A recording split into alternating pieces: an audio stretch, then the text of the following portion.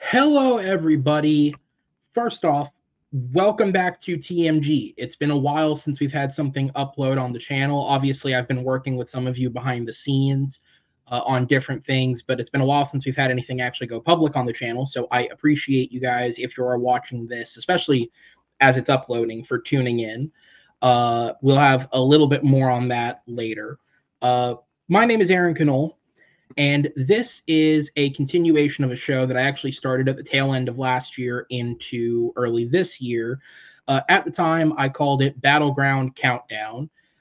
This was before I realized that a fellow member of our community, Mr. JPO, had a show called Countdown. And that's especially sad because I was a guest on said show, which tells you just how much I paid attention. Love you, buddy. But because of that, I've made a decision to change the name because I don't want to step on his toes. So, welcome to the first official episode of the retitled Battleground Rundown. Rundown is a textbook synonym for the word countdown. I Googled it and made sure to check Merriam-Webster. Look that shit up. So, welcome to the Rundown, not the Dwayne Johnson movie. My name is Aaron Knoll. There's nothing original in this world anymore. So yeah, we are here. If you guys didn't see any of what I'm dubbing Season 0 last year, the premise of the show is we are going to break down and discuss a topic by way of counting down best of lists. Now, we could do a top 10, but that's unoriginal. Everybody does top 10s. We could do a top 12, but Malcolm does that. And 13, that's just really unlucky. So we have top 11 lists that we brought here today. Think of it as a top 10 plus an honorable mention that we've brought here today. And when I say we, I am joined by not one, but two gentlemen who are a fan of our topic. And before we bring them in, let's go ahead and get to our topic, because this show is going to be a bit weird at first. All throughout the year, I have been recording episodes of this show and then just never uploading them, because my whole approach to this is I don't want to commit to something and commit to uploading something and possibly bringing actual entertainment to people at home if I can't actually commit to doing it.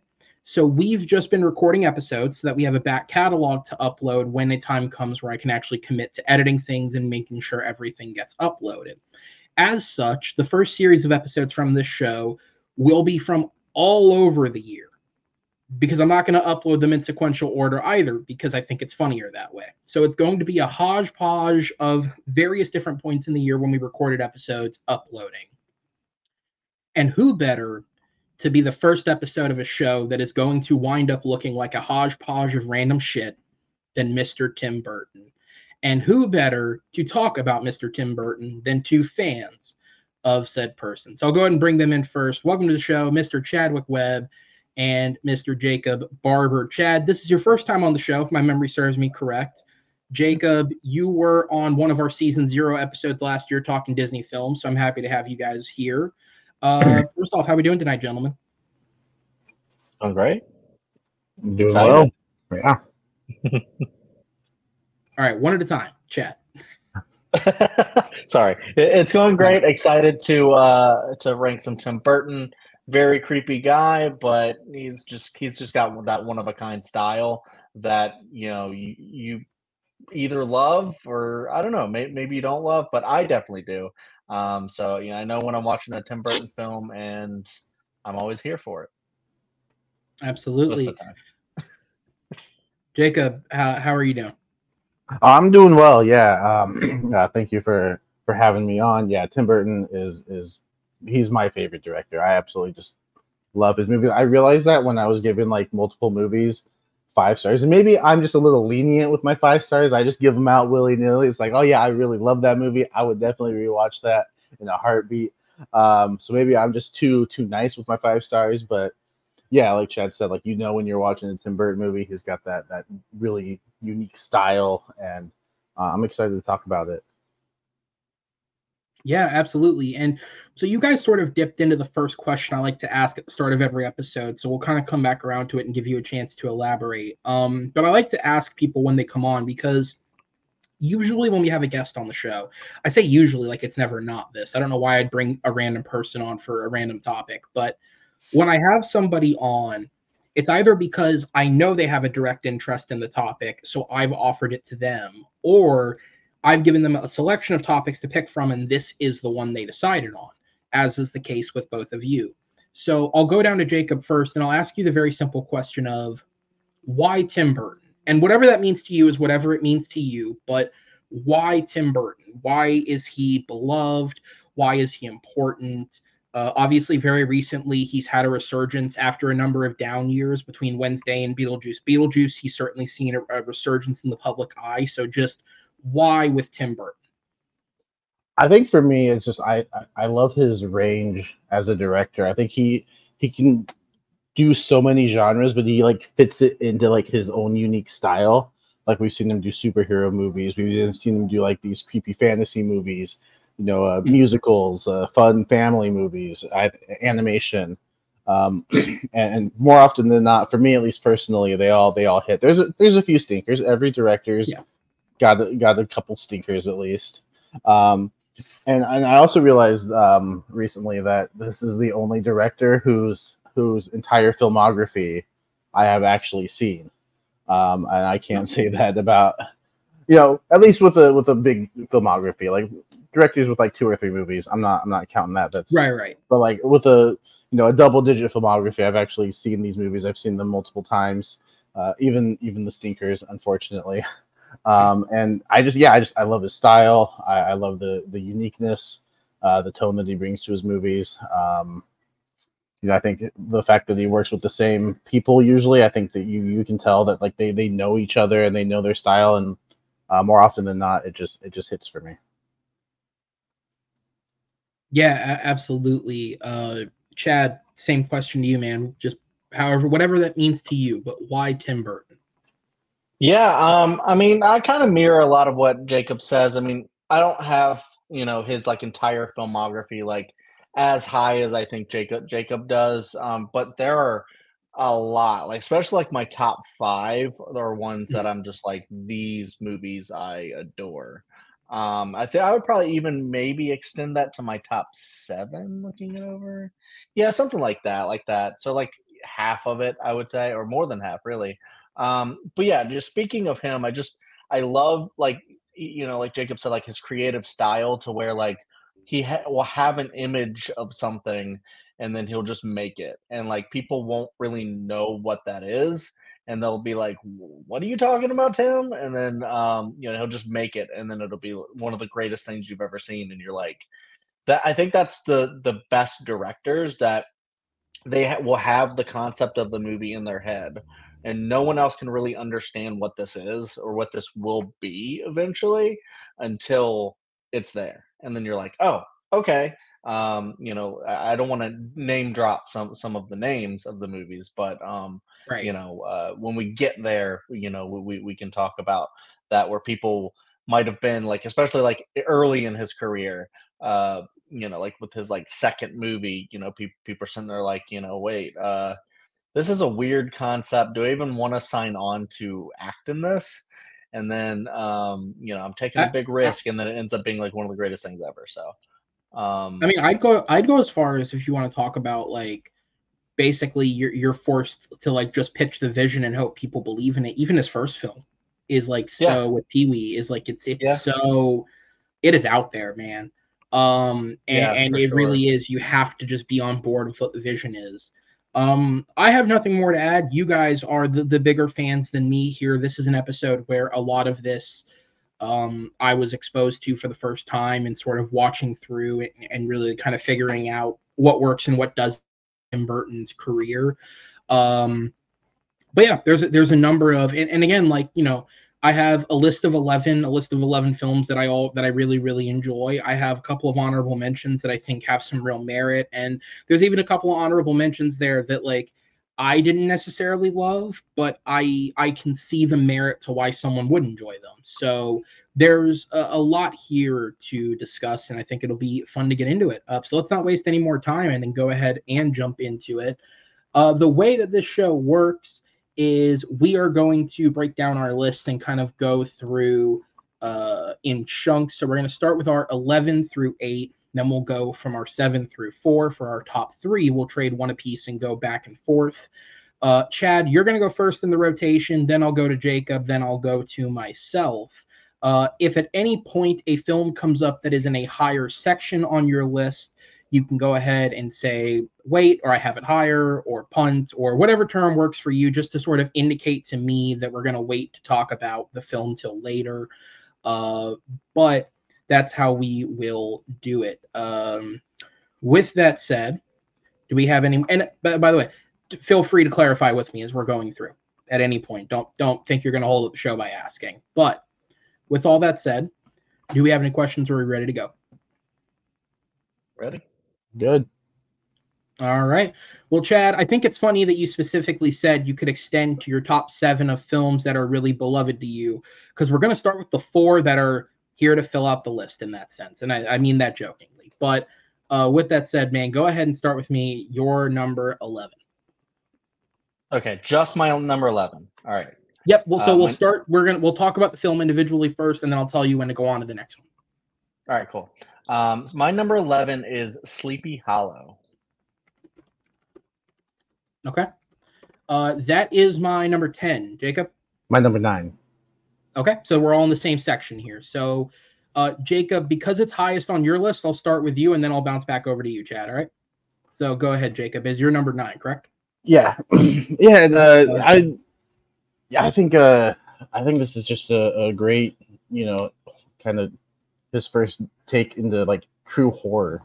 And obviously he's had horror elements in other movies, but I think this one you can say it's like a true horror movie. And I love the take on the Headless Horseman story. I think Johnny Depp is giving an incredible performance. I love the tone again. He's got this dark tone in most of his movies, but I think it really works here.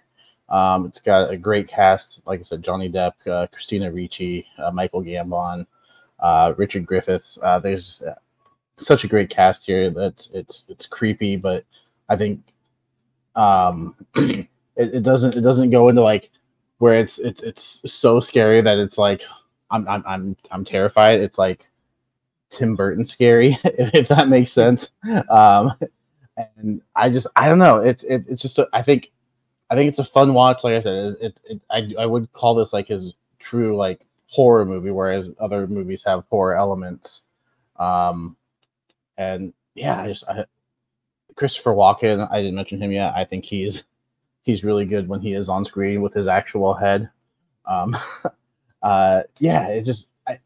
don't know. It's not one that I go back to as often in his filmography, but like every October at least, this is in contention for one of those Halloween time watches. I think it's really good. All right, and then Chad, I'll go up to you, man. So you brought it up at your number 11. Yeah. So this one's at my number 11 because if I'm just like looking at, there's like a large back half of his filmography that I think after this, like kind of this point, like late 90s, I think is where he started to maybe fall off a bit. And I think there are some exceptions along the way for sure. Some are on my list, but I think this is one of the last like great ones, like in that era of Burton, like the mid 80s to late 90s. And this one is one that I don't return to a lot. I think, it's the same with Jacob was saying. But when I do watch it, it is very good. It is very creepy. I like the tone that he brings to it. I think this is probably the best version of the story that I've seen like in a movie. So, that just the just being able to say that, I think, warrants it being on a list of 11 Tim Burton movies for sure. I like the cinematography. I like the designs of things like the tree, but then also like the Christopher Walken makeup and all that. I think Johnny Depp is very good. Christina Ricci is very, very good. And yeah, it's just a very good adaptation of the story. And but because I don't revisit it a lot and I haven't seen it in a while, it's my number 11. But because there's other ones that I think are not as good as this, it still makes the list. But there are a lot of other ones that I like a little more too. Specifically 10. Yes. Yeah. Right. Speaking of 10, it is my number 10 on my list as well. So this is one that I saw as a kid. One of my best friends, his parents, so I've said before publicly, I'm not the biggest horror fan. But oddly enough, growing up, one of my best friends, his parents were huge horror fans. And a lot of the like horror-ish movies I saw as a kid were kind of through them because they kind of had the attitude of like, well, as long as nobody's fucking in it, he's not gonna go and do the other shit they're doing. So yeah, it's fine. Like he's not gonna become the headless horseman, chopping heads off and sending them rolling down a hill for dramatic effect. Like, he'll be fine. And this was one that I did see as a kid, and I feel like it is the closest he ever comes to truly making horror. Unless you're a conservative Christian, then it would be Ed Wood. But I think that it's the perfect kind of horror for a kid to watch because it isn't terrifying. No, it's not jump scare heavy. There's nothing in it that's going to like train you to react a certain way, but it has a very eerie tone. It's got a couple of really great performances that lean into the creepy. And I think that I also think like at the center of this, there's a really genuinely great Johnny Depp performance. I feel like a lot of the time, both with Burton and without, Johnny Depp is a great actor that sort of gets consumed by the external elements of a character. He sort of gets himself in a little too deep into the makeup and the voices and whatever else. And it's nice to sort of just see him on screen giving a genuinely great performance that I think is a good anchor to this film. I think his relationship with the kid is a great anchor to this movie. It's a nice sort of human place to come back to in all the weirdness. I also have to give him credit on the actual mystery of the movie at the center of it, because I like the bit of misdirection where it's like, in a lot of mystery movies, the person would have to figure out the supernatural element as well, and then they'd have to solve the mystery. I like how the movie just straight up tells you, like, no, there is supernatural shit happening, and it doesn't take him very long to believe them. And so we can kind of bypass an element of this type of story and focus on what I do think is an actual good mystery with a good twist at the center of it that isn't, I don't think the average person would figure it out, maybe right up until you're on top of it. And then you can sort of, based off who's left, you can sort of piece together who might have done this. But I think that is a big part of the element too. He does genuinely pull off the mystery. So yeah, I think, it's a movie that works beautifully as like this building of tone that a lot of his films have. And I think this allows him to lean into that darkness and that drama in a way that not a lot of other stuff he has does. All right. So Chad, back to you, sir. We're going to go to your number 10 on your list. Yeah. So my number 10 is another one that I haven't seen too many times, but I remember really enjoying, and it's Frankenweenie. Okay. My number 11. Number 11. It's my number 8. So we're all in the same section of the list. I'll go ahead and go first on this one then, since it's highest for me. What I would say is, I should have brought this up at the start because I literally had a little note written in front of me, but I forgot to. For people watching at home, after some discussion prior to the episode, everyone involved has the option to put. So, despite the fact that it is new, Beetlejuice is an option to be on the list should you have wanted it. And if it does come up in conversation, then I will make sure in the annotations of the video to denote a spoiler discussion, just so that people who don't want to be spoiled don't have to be. The other element is Nightmare Before Christmas, which is a bit of a weird one because in every way, except the fact that he physically wasn't on set directing it, this is a Tim Burton film. He wrote it, he produced it, his name is in the titling of the movie. He just wasn't on set with Henry Selick directing it the way that he was on set for Corpse Bride and Frankenweenie in years future. we've made the decision to include it. But if it makes, because I'll say it makes my list, but if it makes either of these gentlemen's lists is at their own discretion. So we'll come up, then that'll be part of the discussion when we get to it later. The reason I was reminded of that is I do think Frankenweenie is the worst of his three stop motion films, but I still think it allows him. Obviously, for anyone who doesn't know, Tim Burton's background was in animation. He worked for Walt Disney Animation in the early 80s. And if that company had been in way better shape, he probably would have made his directorial debut on an animated film for the company in the 80s. And I feel like animation allows him to go all the way with the weird concepts that his brain constructs because he doesn't have to work as hard to construct the image because you can kind of do whatever you want in animation. And Frankenweenie is a great example of that. Obviously, it is a remake of a short film he produced with Disney in the early 80s. The short film was live action. This is animated. I think the short film is excellent if you've not seen it. It is on Disney Plus. You can go watch it. But the animated film, I think, allows him to have the budget to bring in a great cast. And I think the voices in this do a great job. Offhand, I'm trying to remember. I know Martin Short is in it.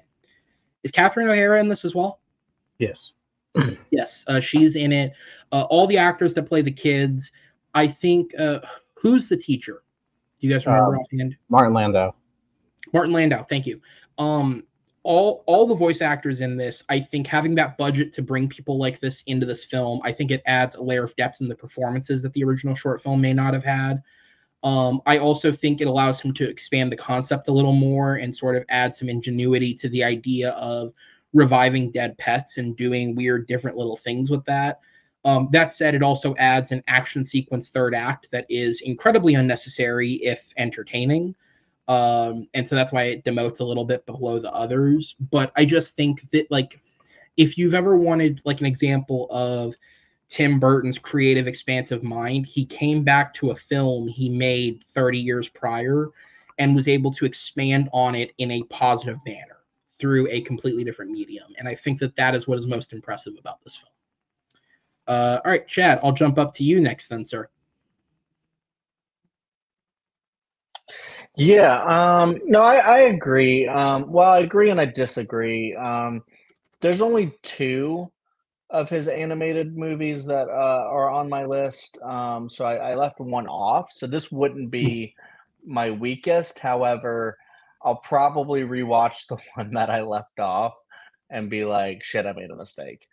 Because I do think Tim Burton and Henry Selick, of course, are very good at animation.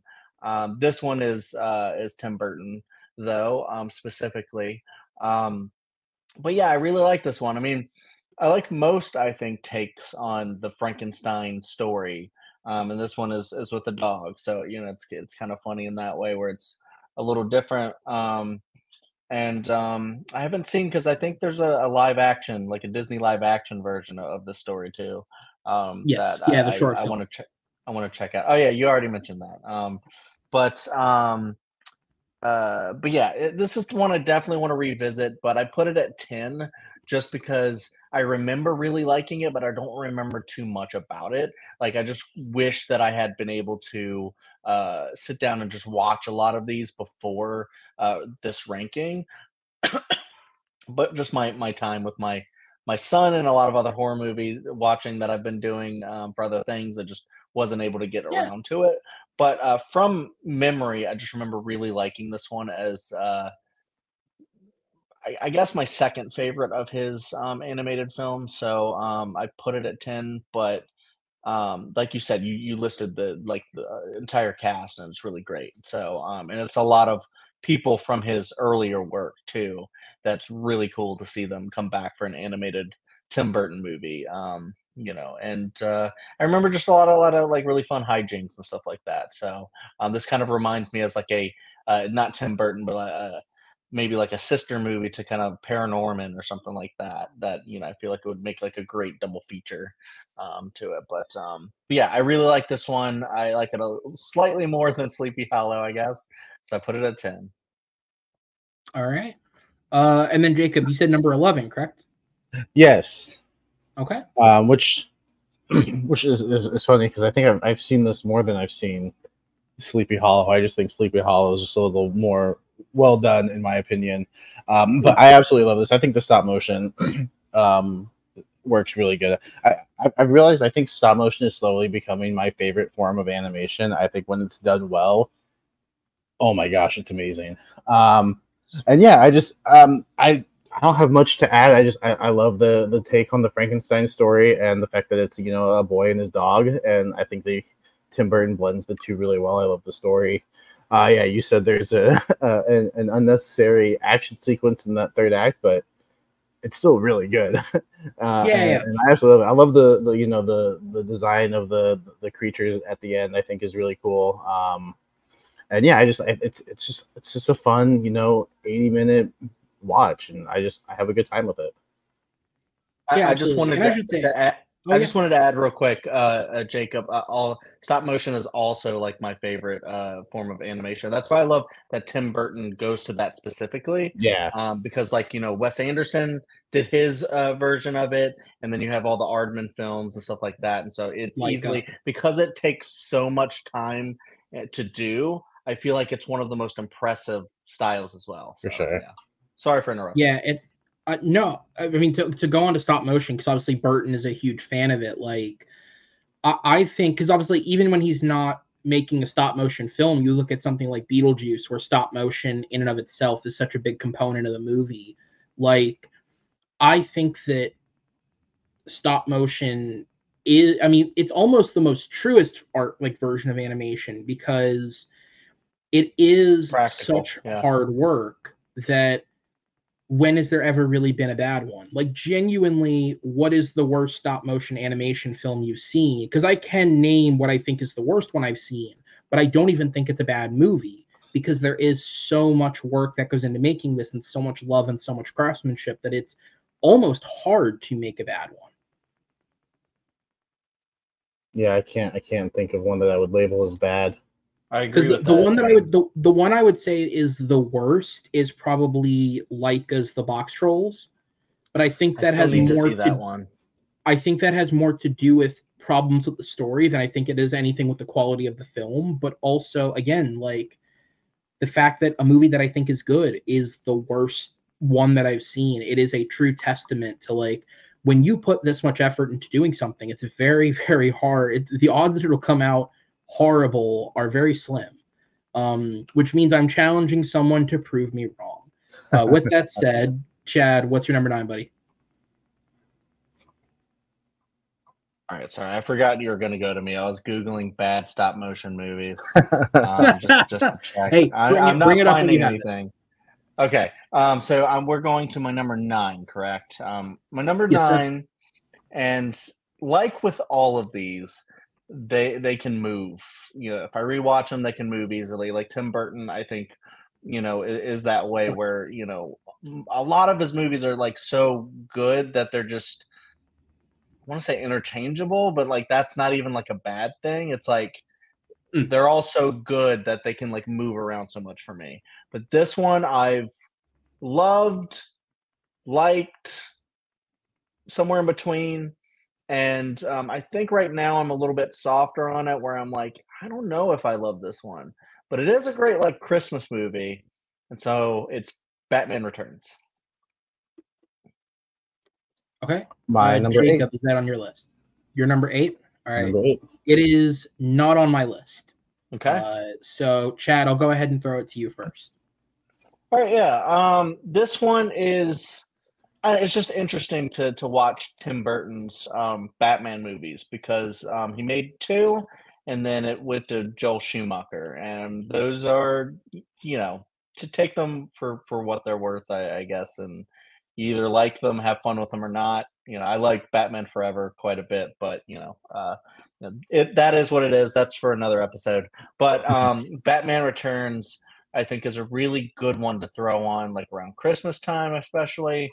But I like how they bring in, Catwoman. Michelle Pfeiffer, I think, is the best Catwoman that I've ever seen. So like that take on it is is really great. I love Michael Keaton in that role. I love Danny DeVito as the Penguin, even though it's really weird. But hey, that's adding a bit of horror there too, with both what they do with Catwoman and Penguin and stuff like that. I don't know if it's like necessary to add all of the backstory for Penguin and stuff like that they add, but I think a lot of the sequences are just like so kind of over the top and great, and I don't know, man.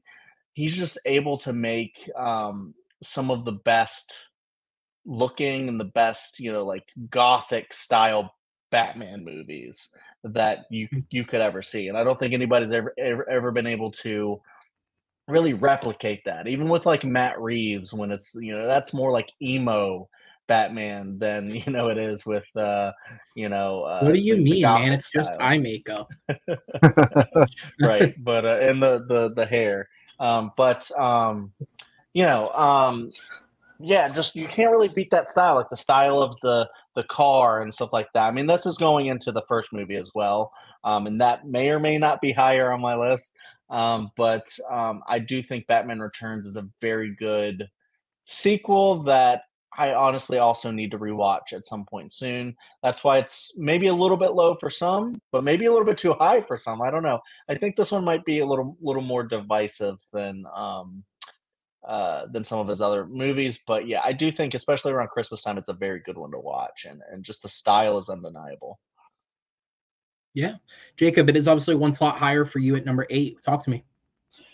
Yeah, and I used to be, Batman Returns over Batman. Am I still that way? I don't know. Keep watching to find out.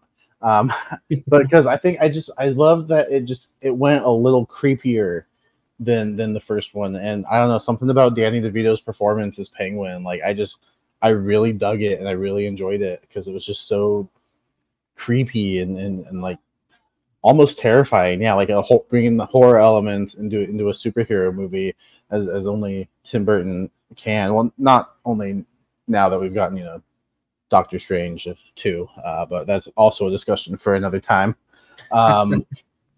But yeah, I mean, seeing Michael Keaton return as Batman, like Chad said, Michelle Pfeiffer as Catwoman. Yeah, she's great. I mean, she's no Halle Berry, but she'll do. No, she's fantastic. Probably my favorite version of the character as well. Yeah, it feels darker than the first one. I like that he went darker. Like Chad said, you can put this on around Christmas time, and it's a good watch. I think what brings it down the list for me a little bit is I'm actually going to agree with Chad and kind of the backstory that we get for Penguin. It feels a little unnecessary. Like maybe Tim Burton was told, "Hey, we need a certain runtime. What can you add in here?" And that's what they got. I don't know. You know how studios can be sometimes. But regardless, I think these first two Batman movies are very much on par for me. And even when we would get the Nolan trilogy, like I still put these two up there with Nolan's first two. Like I think these are great. I think there's some good action sequences. I think Michael Keaton plays both Bruce Wayne and Batman really well. And yeah, it's a good sequel. And I think it's a shame Tim Burton couldn't return for the third one. I would have loved to have seen what Michael Keaton and Tim Burton would have done with a third Batman movie, but oh well. Yeah. So I'll get my thoughts on. So you guys don't have to comment on the first one if you don't want to, but my thoughts on both these films are kind of conjoined. So I'm just going to get it out of the way now, so that if the first one comes up later, we can just let you guys talk about it in the more positive sense. Neither of these films are on my list.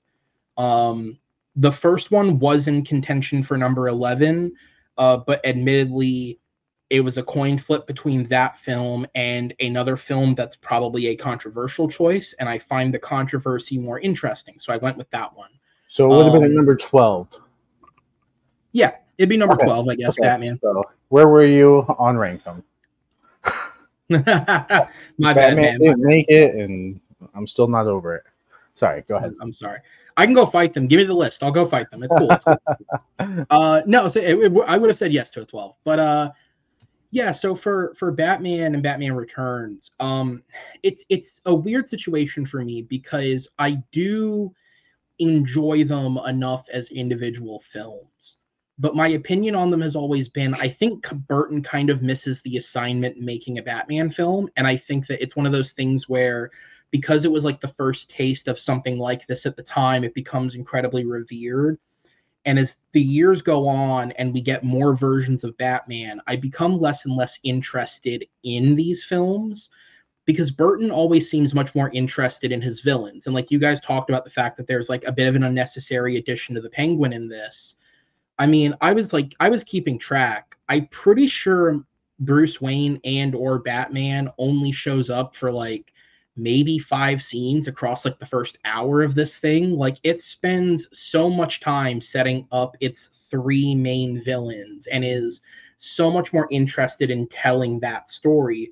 Same with the first one.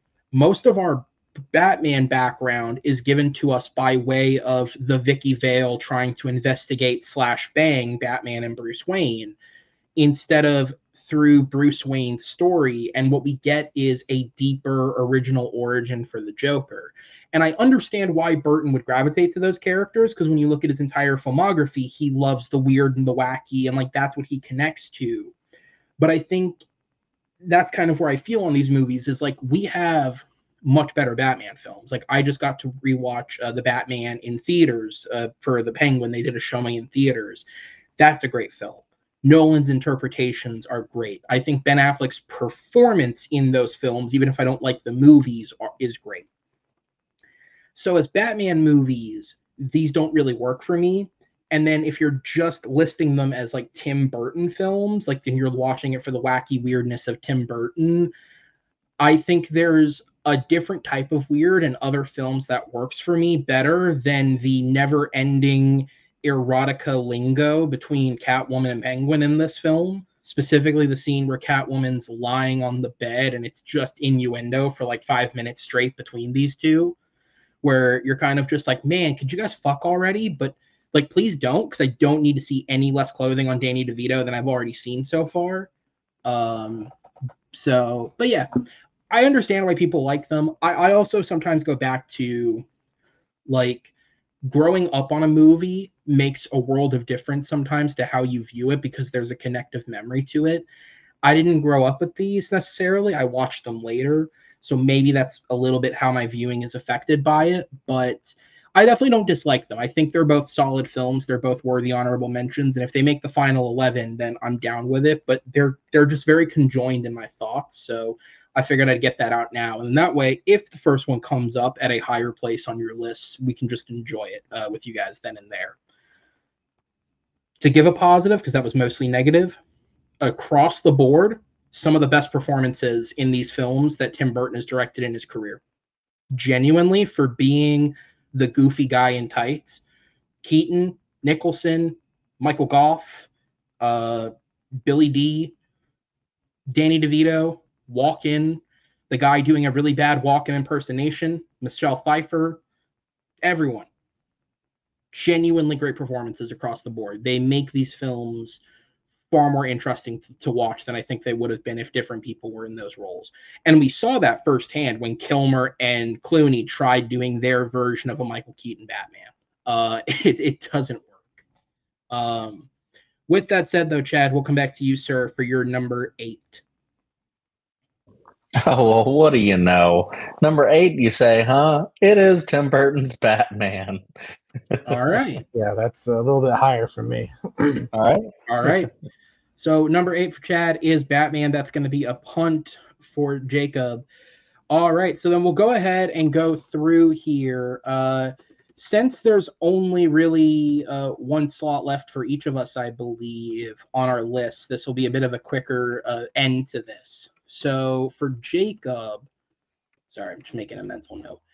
So for Jacob, number 11 was Frankenweenie. What is your number 10? My number 10 is Mars Attacks. Okay, that is not on my list. Chad?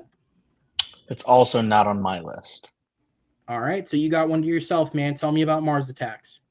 Yeah, and I realize I'm higher on this than most people. But I think it's a fun I believe action there's an comedy. exclamation point. Yeah, there is. It's all right. Yeah. I just think it's a fun action comedy. It's got a stacked cast. I love the design of the Martians. I think he handles having the stacked cast and this this group of characters. I mean, there really is a lot. I think he handles them well. I think everybody has their moments. If I could just, can't say everyone off the top of my head. Oh no, you're gonna have to pull it up and read it. This thing is huge. Yeah. So, do you want me to do it while you're talking? I've got my letterbox open. You got it. Okay, go ahead. Yeah. So, just the cast alone: Jack Nicholson, Glenn Close, Annette Bening, Pierce Brosnan, Danny DeVito's here again, Martin Short, Sarah Jessica Parker, Michael J. Fox, Natalie Portman, Jim Brown, Jack Black. I may have already said Jack Black. No, I didn't. Just kidding. Pam Grier. Jack Nicholson was the one I said. Pam Grier. An early performance from Ray J, if you know who Ray J is. Just a lot of people, and like I said, I think they're all given time. I think they're all important to the story, which it's not this grand story. I think it's just Tim Burton's take on this, the alien invasion story, and I have a good time with it. It's one of those movies that if you want something on in the background but you don't really need to pay attention, Mars Attacks is like a perfect choice for that. I do think I think there's one great scene with Jack Nicholson. I think there's like a speech he's given, kind of almost akin to like Independence Day. But and it's funny seeing Jack Nicholson in kind of like a goofy comedy like this when he's such like a serious actor. I think we've seen him do goofy a couple times, but seeing him in something like this is super fun. And I don't really have much else to add. That's why it's kind of lower on the list. I do think it's just a fun action comedy that, and again, the design of the aliens, they're pretty cool. I love the scene with Martin Short and the female alien, and he's kind of like trying to. Sorry, it's weird that he's trying to get an alien female in bed, but the way he goes about it, Martin Short is so. Well, he doesn't know. He's hilarious. He doesn't know, but we know, and it makes it better. Earth creep. He is an Earth creep. He fit right in nowadays. So my only thought on this film is so this is one of the ones that I had kind of aforementioned of like it's not for me, but I would get why people would enjoy it. Like there's parts of it that definitely work. I just kept watching this in disbelief that it came out in 1996, because if this had come out like 4 years later, you could have sold me that this was a parody of Independence Day, and I think I would have totally believed you. With like some minor script revisions, it really could have been a parody of Independence Day. And that to me, I think would almost be funnier because it feels like it's trying to play parts of it straight, but obviously it's parodying, I'd say probably more like an Ed Wood type film, especially off the back of him making Ed Wood. Like that's kind of what it feels like it's trying to do. But I feel like if he had waited just a few years for Roland Emmerich to really break through, that's where the parody material is. And maybe it could have worked a bit more for me, but as is, it's fine. Any brief thoughts, Chad? Yeah, there's a couple films, like I was alluding to one animated one, and then this one, and then maybe another one, I'm not actually sure. Another one that I'm like, I remember liking parts of it, and maybe I made a mistake of leaving it off the list. But I do remember watching this a lot as a kid. It would just like come on and stuff. So I have like very like faint images of like the aliens themselves, a lot of famous people that I knew of even then, and stuff. So I remember really liking it as a kid. I just haven't seen it since I was a kid. So I just really need to revisit it. And this was the one I was going to revisit for this, but then I don't think it was streaming. So I was like, shit, because I was going to throw it on just to see if it would place on my 11. And then I was like, I'll leave it as an honorable mention for now, but I could easily watch this and it goes into the 11 for sure. But great pick either way. Also, I was talking about earlier, and I used Beetlejuice as an example of like stop motion is such an important part of film of Tim Burton's career, even when he's not making a stop motion film. The aliens in this are a great example. They look incredible. Even to this day, I think the special effects with the stop motion still look great. Also, so I had never heard of this prior to watching the film.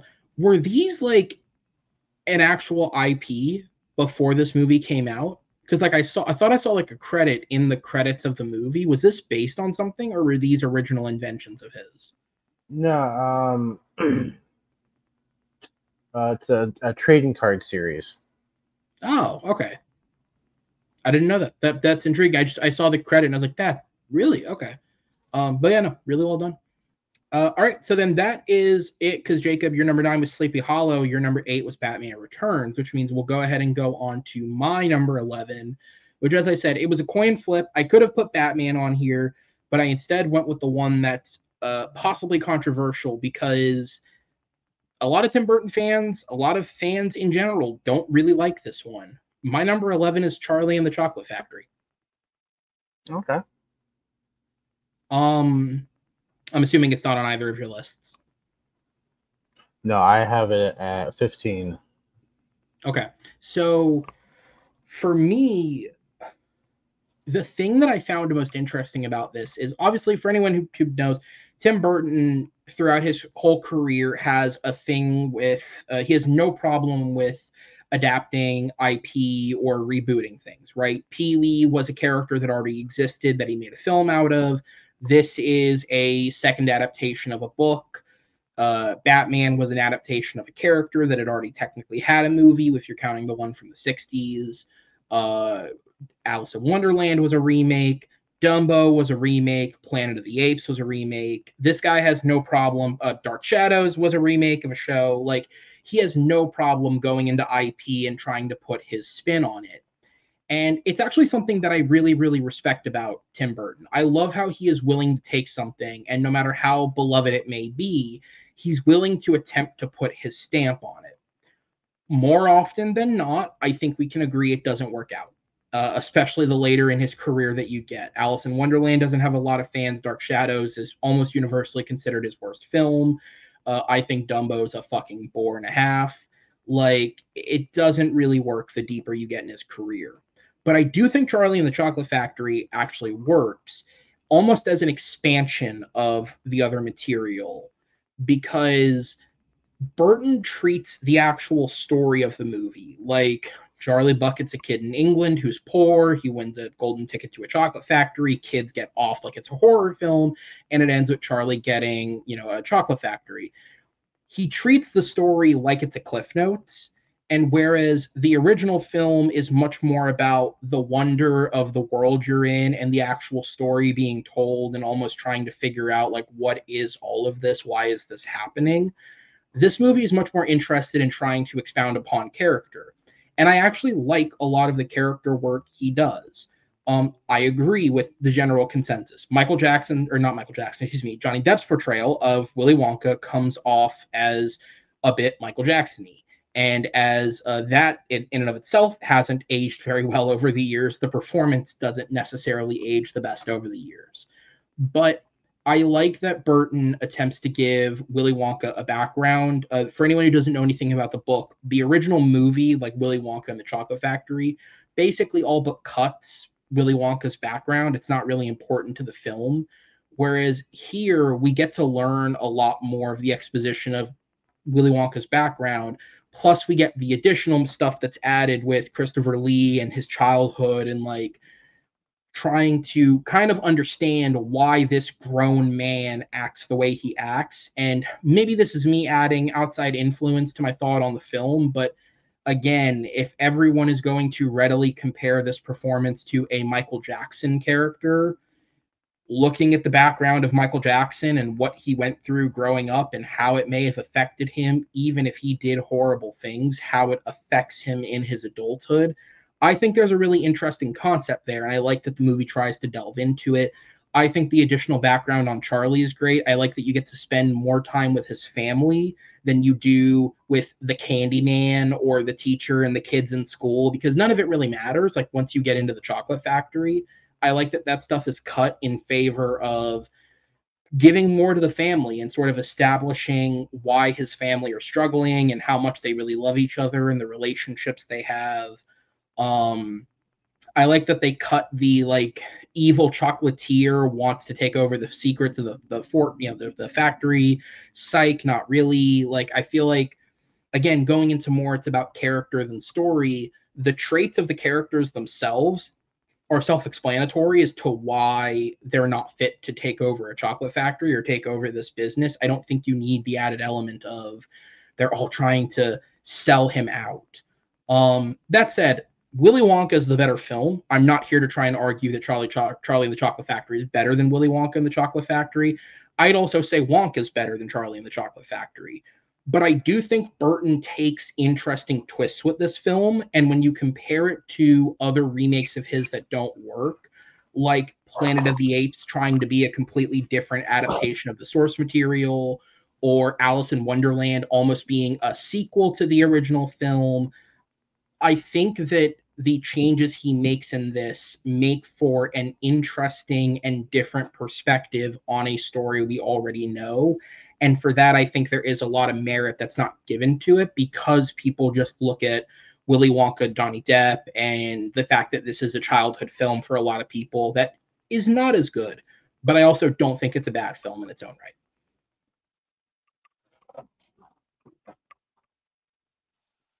You want one of us to chime in? I do. You don't have to. But no, well, I mean, I do. This is another one that I remember actually really liking when it came out, and I watched it all the time. I had it on DVD, and I remember really liking it. I just haven't seen it in a while, but I mean, Sure. I do remember like Freddie Highmore when he was a kid, adorable.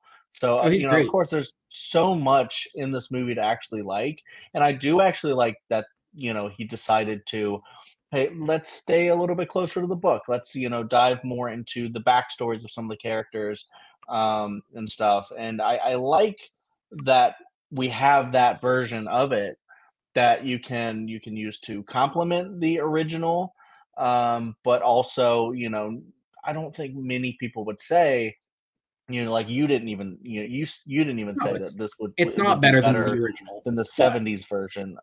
But I don't think it has to be like mutually exclusive where you can't like this because you love the 70s one. So I agree with you there.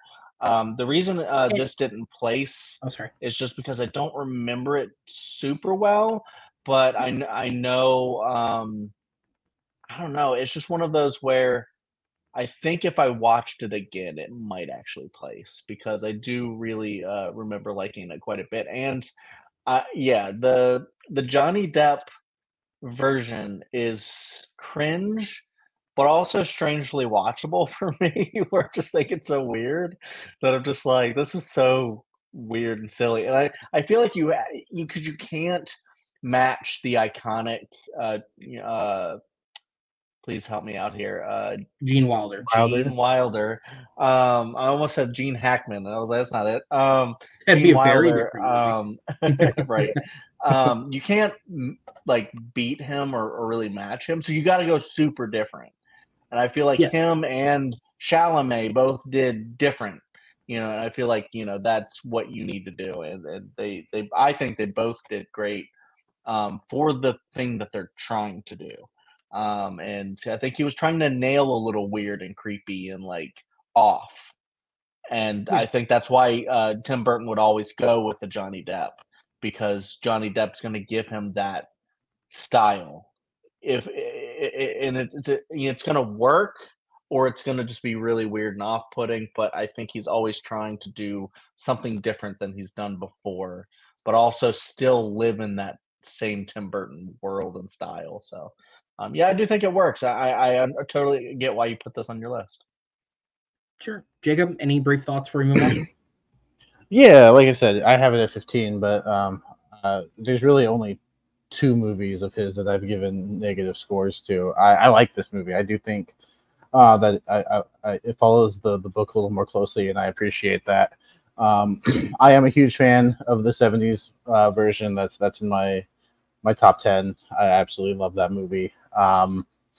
But I do think, Tim Burton brings his weird to this movie, and I think it works. I think, diving in more into the backstory of the family works, and Willy Wonka's backstory, the stuff with his dad. I think it all works, and I think it. I hate when remakes are just remaking a movie and not bringing something different. Yes. And so I think Tim Burton brings something different to this one that's from the source material, and I appreciate it. So yeah, I love that it's on your list.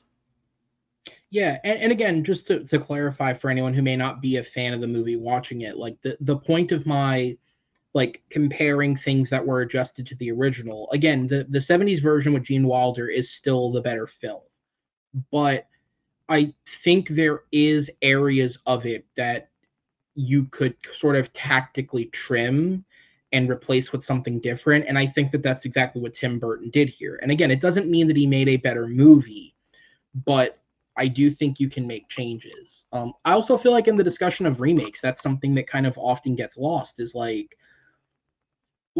the basic argument of well, just because you remake something doesn't mean the original disappears. It always continues to exist. But I also feel like people feel as if material can't be adjusted or changed, or recently in recent years that discussion's been had when adapting comic books or even novels to screen, right? Change is being made to the material to reflect a change in medium and how that's sort of received.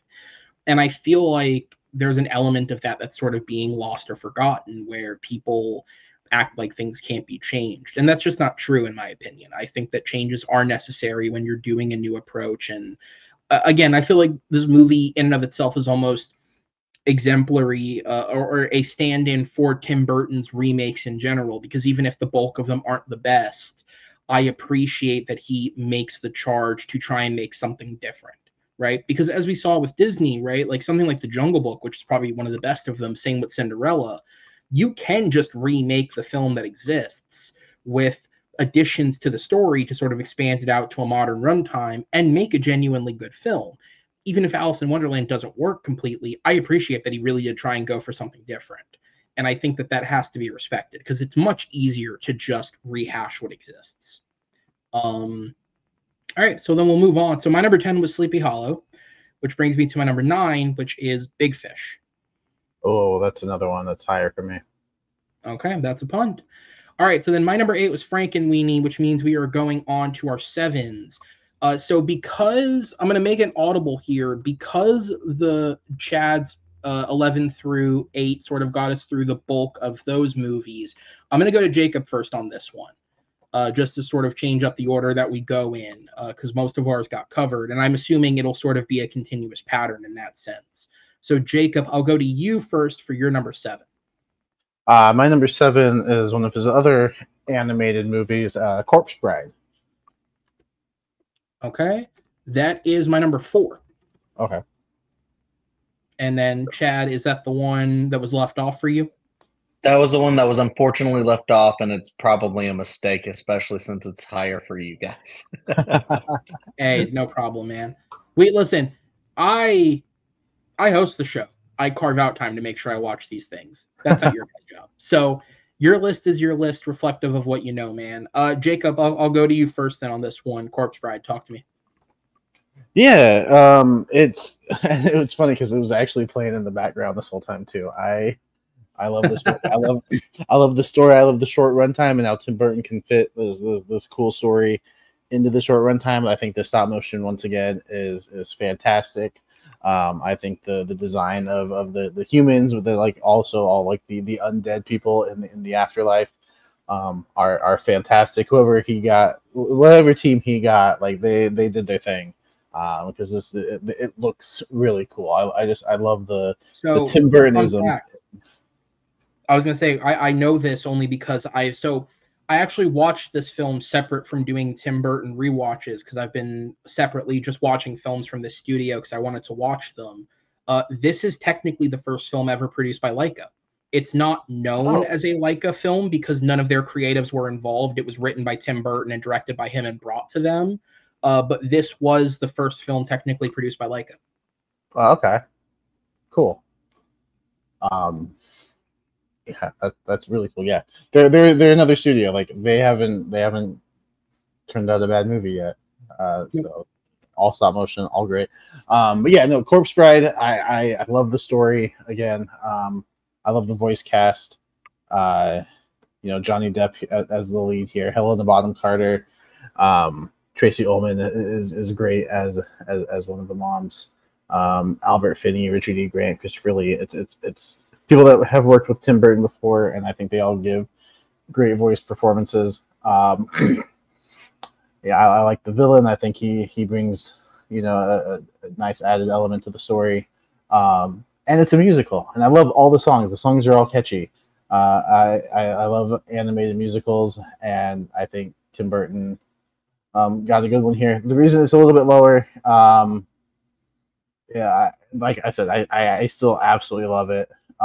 It's just I don't come back to this one as often as I do the ones above it, but if it is higher for other people, like I completely get it.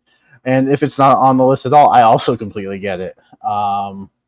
It happens to be one that I absolutely love. And to be fair, all 7 to 1 are all like 4.5s to 5s for me. I absolutely love these movies. Yeah, so it's my number 4. I really really enjoyed this one. It is. I appreciate that you said it is short, but it's not short for short's sake. It's short because it genuinely can get the story in and out. It reminds me almost of like the classic Disney animated films where they didn't need necessarily an hour and a half or 2 hours to tell a 3-act story, and I appreciate that. As with all Tim Burton films, you can kind of give this praise across the board. The world is inventive, the characters are interesting, the performances are generally really strong. At this point, obviously Helena Bonham Carter and Johnny Depp, I don't know if they had worked together yet in a Tim Burton film, but they had both been in multiple Tim Burton films, and I think his direction is strong enough with both of them to build that chemistry that obviously they would appear in other films together of his after the fact.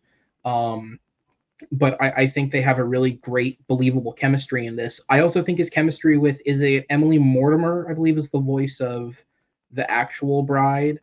I also think they have great chemistry. And I think the movie sets up a really weird, interesting love triangle where every element of this is human and you can buy into the emotions and you can buy into the way people are feeling.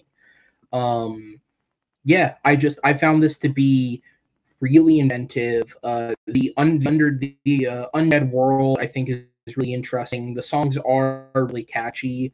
So another one of the topics that we're doing is musicals, and there's a part of me that really wanted to consider this for like a top 11 list of musicals because obviously Burton's done a couple of them. For starters, there's another musical he's done that would probably definitively make it over this one. But I also had to like take it out of contention almost because there is only technically 4 songs in it because it is so short. But with that said, the 4 songs are catchy as hell. Once again, Danny Elfman does a great job bringing music to life for Tim Burton. So yeah, I think it's a really solid one. Chad, any brief thoughts before we move on to Jacob's number 6? Yeah. I won't say much more than what you guys already said. But this was a tough cut. This was my number 12. And I was talking with my wife. She ranks this one pretty highly. So I'm like, really need to rewatch it because I do remember really liking it quite a bit. And I'm sad that I left it off. But I didn't want to like overload it with like all the animated and stuff either. And it's just, when you're ranking 11, you're just like, some just have to unfortunately make it off, and he's made so many really good movies. So if If Freeform still exists, I think it airs every year at Halloween. That is if that channel still exists. So you might get lucky and just catch it on TV. We might own it, actually. I'm not even sure. Oh, that'd be even easier. So with that said, Jacob, what is your number 6? Yeah, real quick, I do want to touch Johnny Depp and Helena Bonham Carter were both in Charlie and the Chocolate Factory. How much they worked together, that remains to be seen, because that also released the same year as Corpse Bride. And that one was released first, but how much they work together, that's another thing that I had researched while looking into his filmography. Those two films were actually made at the exact same time. So Leica were animating this while he was shooting Charlie and the Chocolate Factory. Every actor in this movie that is in Charlie and the Chocolate Factory, they recorded their lines together from the set. So they don't share very many scenes in Charlie and the Chocolate Factory, but they would have worked together. They would have worked on both together. So right, okay, that makes sense. Yeah. I think it was a way of saving money. Like, since they were already on a studio lot in, I believe they shot Charlie in England, it was like, it just makes sense. If let's cast as many people as we can in both and save a lot of money. So what is your number 6 then? My number 6 is Big Fish. Okay. The punch from earlier, Chad, you said it's not on your list? Yeah, it's not on my list. This is another one that might make it if I do a rewatch. But I actually rewatched it not that long ago, and I wasn't too high on it. I'm a mid on it, but I know a lot of people love this one. All right, so Jacob, you're higher than me, man. So go ahead and jump into it. Big Fish. Yeah, and had I not rewatched this today, actually, it would have been a little bit lower. But I don't know, something about the story, it just hit me. I moved it up. From there was a list that I posted on Facebook after I had seen Beetlejuice. And yeah, no, this one I watched it. I love the story here. I love the characters. I think Ewan McGregor is giving one of his best performances in this film. I think he is absolutely incredible.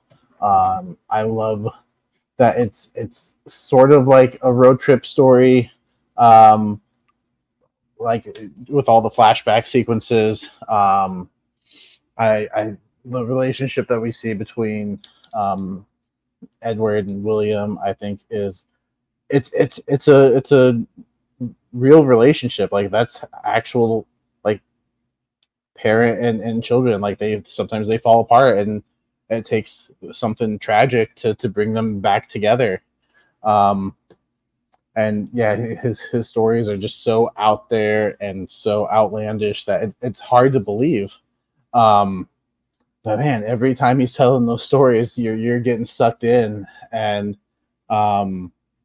just all the people that he meets. And this is another one that's got a great cast. Ewan McGregor, like I mentioned, Marion Cotillard, Albert Finney, Miley Cyrus, a young Miley Cyrus, yeah. Cyrus is in.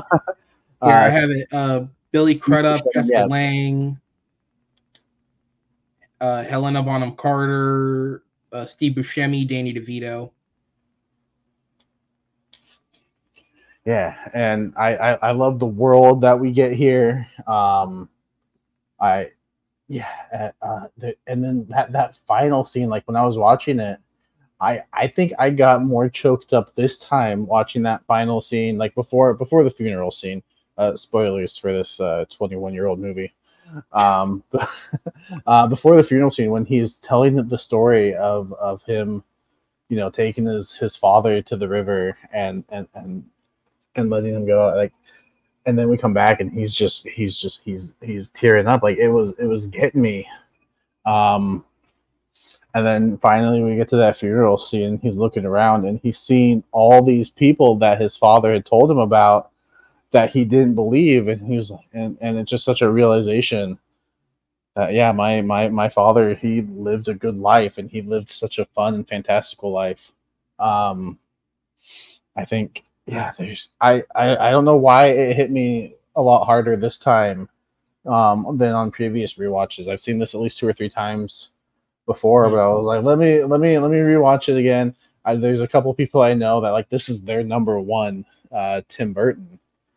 And I was like, oh, let me see. Maybe I'm missing something that you're seeing. And well, I mean, I must have saw something because it went up a few spots for me. I think it's really, really good. I couldn't quite put it top 5, but I was debating on switching this with my number 5, but ultimately I just couldn't get it there quite yet.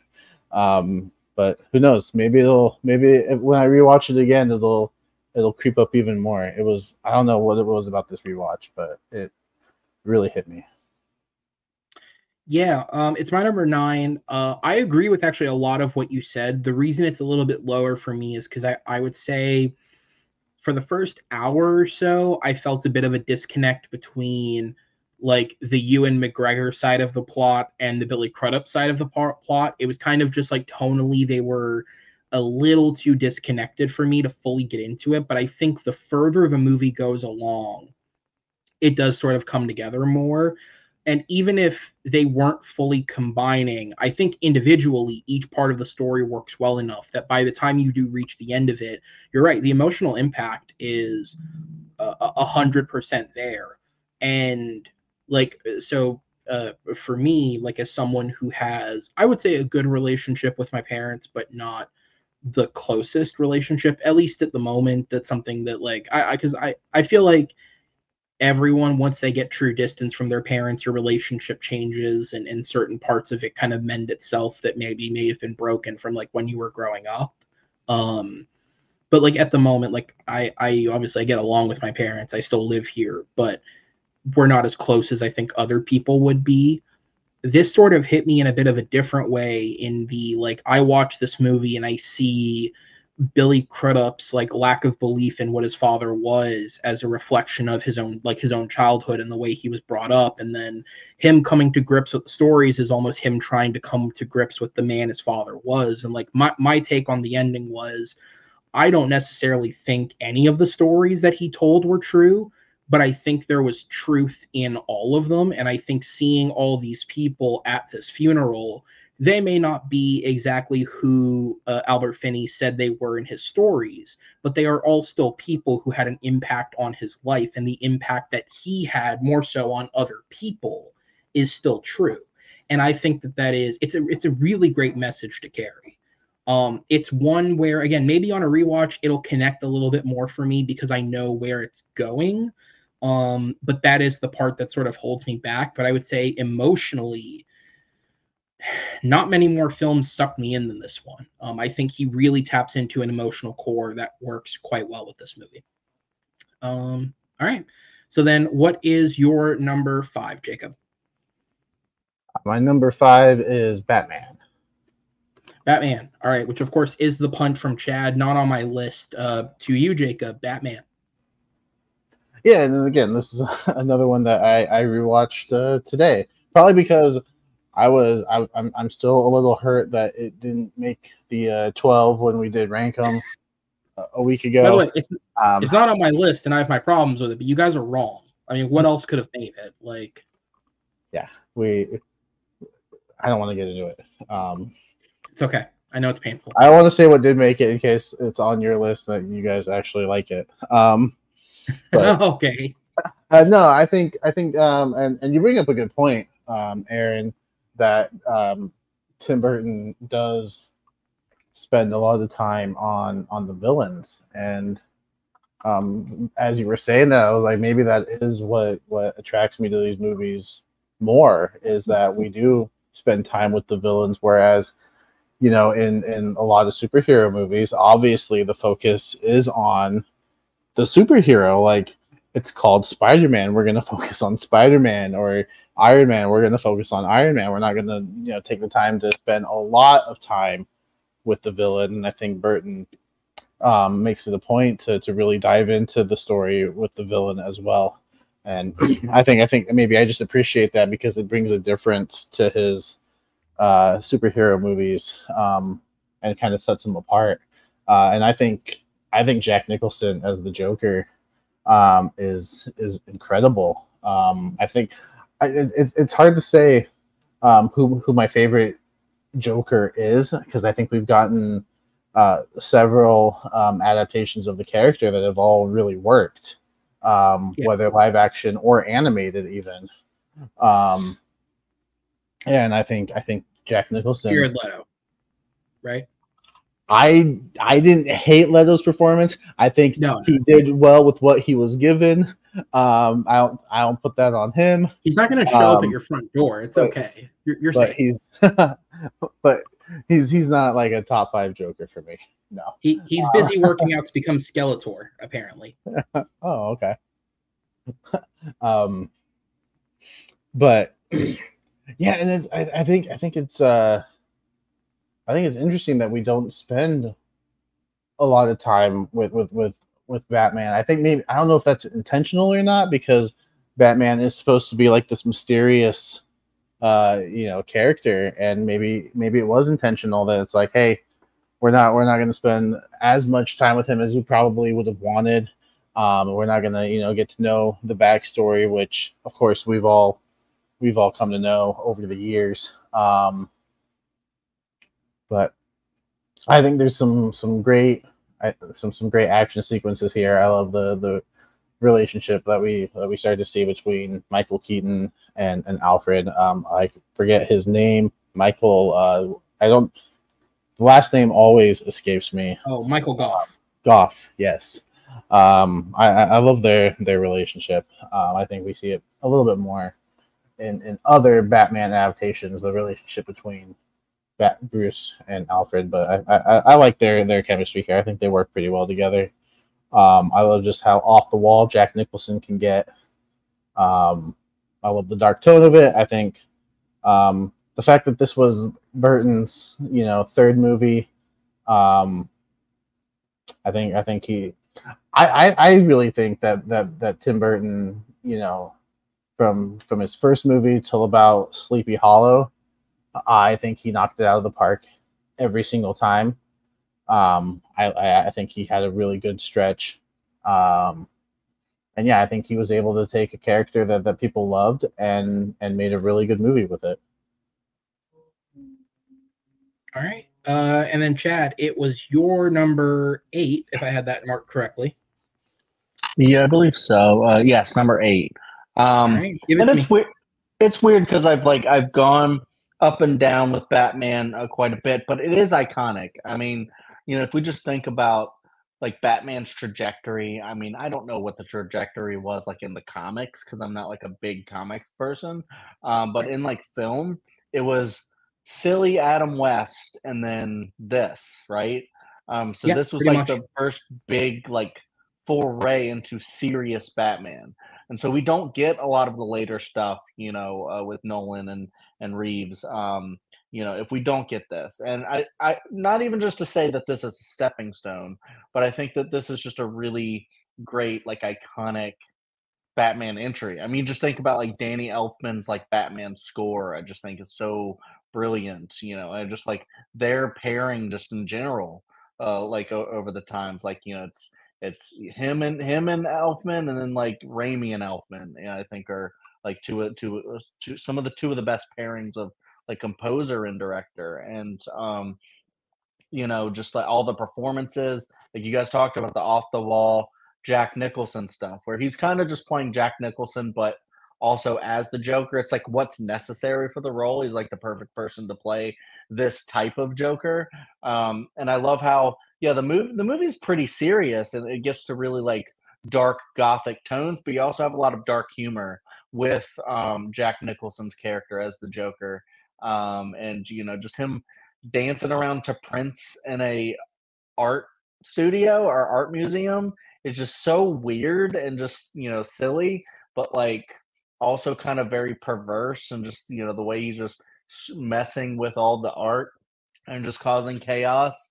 And some people, as great as Heath Ledger was, as his take of the Joker, some people might prefer this one as the sillier, campier type of vibe if they don't want to go all the way back to what the Cesar Romero version that's like maybe a little too silly. A lot of those Batman villains from back in the Adam West day were very, very silly, almost like cringe silly.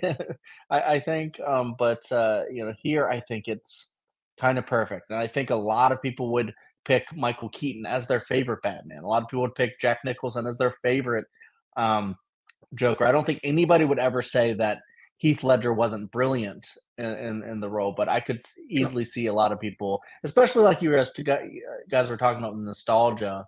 People would probably still go, "Well, nothing's gonna beat my Batman '89," and I get it. Especially if you're like Gen X or something, I can easily see they're like Batman '89, Ghostbusters, like all these staples of like that, or like really early millennial. But for me, when I think like mid millennial, this isn't one that like I adore. It's not like on my like top 5 of superhero films of all time or anything like that. But I do think it's a very good take on the character, and it's not higher. It's not like in my top 5, just because I don't revisit it too often, and I agree that I like other versions of Batman more. Like, I wouldn't put this Yeah. above Dark Knight or anything like that. So, but as a Tim Burton film, I like Jacob said, like very early on, I think it's really cool that he's able to tackle a lot of different type of stuff and kind of nail it. And I think he did with this one. Yeah, for sure. I guess to close it out on the discussion with Batman, like, I do have to say, when we talk about like actors who come into the comic book genre with sort of a legendary stature and they sort of like almost legitimize it, right? Obviously, Hackman and Brando were sort of the first two that really took a chance doing Superman. And then I think when you come to the modern day, a lot of people go to like the Sam Jacksons, or Robert Redford gets brought up a lot when you talk about Captain America, the Winter Soldier. Jack Palance in this film as Grissom, I think, was a great bit of casting because he has that gravitas and that legendary stature to legitimately go toe for toe with Nicholson like they were in an Oscar film from the 70s. But it is it's Tim Burton, right? Or I guess it's not Tim Burton writing, it's Sam Hamm wrote the script, but it is that Tim Burton dialogue that you're kind of working with. So I think he's a great pick. Also, this movie might contain my favorite character break of all time, because there is absolute, I mean, look, let's be real. The line, "Come on, do you want to get nuts? Let's get nuts," is a brilliant line. 100% a character break. There is nothing about that matches anything else in his performance in this movie. I want to say the story with it was like Keaton did it as a joke take and had no idea Burton would actually use it. And that sounds true, but it's a great moment in the film anyways. Even if it matches nothing else, it's just a funny scene in the movie anyways. But yeah, again, it's one you certainly have to respect, because it does lay the foundation for, I mean, comic book movies aren't a niche anymore. They're genuinely a genre where multiple of them are released every year at various levels. So, he's definitely set the groundwork. All right, Jacob, then what is your number 4? Yeah, and this is where it started to get a little bit harder to rank, but ultimately, I ended up going with another Michael Keaton movie, Beetlejuice. Okay, Chad, is that in this section for you, or is that a punt? It's a punt. Top 3. Okay. Yeah. All right. I respect it. So Jacob's number 4 is Beetlejuice. All right. So then, Chad, we actually didn't wind up going through any of your 7 through 4. This is going to be really interesting. So I'm going to go back to your 7, sir. You're up next. Yeah, my 7 is one that has been mentioned but hasn't actually been talked about. It's Ed Wood. That is a punt. Yeah. I figured it would be, yeah. All right. Then what is your number 6? I'm so sorry. You were going back to me. My wife was distracting me. At number 6, I have The Nightmare Before Christmas. Everyone at home, say hi, Carrie. I hope they did it. I hope we become the new Sesame Street. Nightmare Before Christmas is also my number 6. Jacob, is it on your list? I chose to leave it off. I absolutely love the movie, but I decided to just go with his directed. Yep. No, that makes sense. Yeah. Fair. So it is my number 6 as well. So Chad, go ahead. I'll let you start with this one. Okay, yeah, Nightmare Before Christmas is one that um I don't know, it's weird, like, I feel like I should love like adore it, but I don't like on like a top 5 level, so it's just outside. I think it is one of the great classics though. Like I think it is one of the movies that you can watch around Christmas time or around Halloween. It's kind of like Gremlins in that way, like another great movie that's kind of a in-betweener. But I think it's great because of that. I love, the iconography of this movie, of the, Danny Elfman songs and all the voice work. You have, Catherine O'Hara in there. I think all of the designs are iconic with Jack Skellington, Sally, you know, all the other characters. And I just think it's darkly funny, it's creepy, it's sweet and Christmassy too in a way, but, like, you have, like, the whole because you have, like, people who love Halloween, you have people who love Christmas, you have people, weirdos like me that like, adore both so much, and so, like, to see a movie like this where, you know, you have Jack Skellington who's just, like, dazed, he's just kind of jaded. He's like, "We'll just do the same shit every single time. I want something different." And then, to see the iconic, like, trees that lead to different worlds, and him go to Christmas Land and then to discover it, love it, but then, have to kind of sully it in a way and, bring his version of Christmas to them, which scares the shit out of everybody, which is just really funny, makes for some great comedy when a little kid holds up a shrunken head and parents scream. Um, but yeah, the songs are just fantastic. Just brilliant imagery. I mean, Oogie Boogie is an amazing villain. Um, and then you have like Santa Claus and Danger and I don't know, just like everything with this and like the beautiful, amazing stop motion. Yeah, it's not Tim Burton's film per se, but it also is, like we said, the kind of technicality of it. So I totally understand wanting to be like a purist and leave it off the list. I thought about doing that as well, but then I was like, you know what? If we're including it, I think it is a really good one to put on maybe just outside of my top 5 because, just whoever film it is, I think Henry Selick crushed it, and it's like he only did, like, shorts before this. This was his first feature, and then, like, after that, I think most like, the only thing that I think is maybe a miss is Monkey Bone, and that's a live action type thing too. So, I think after everything he did after this was just so cool too, that I just think he is a really great, like, stop motion animator, and, because of that, I think this one just really works on, like, so many different levels, and yeah, I mean, it's a classic. It's A Nightmare Before Christmas, so beautiful. Yeah. So it's my number 6 as well. Here's the thing. If so I do add a little bit of, I guess, as much as you can with film subjectivity to my ranking. Um, Obviously, a film is not subjective, but as much as I think one can, I try and influence it. My lists aren't just always straight, like, I enjoy this, then I enjoy this, then I enjoy this. There's a little bit of something extra I kind of put into ranking things.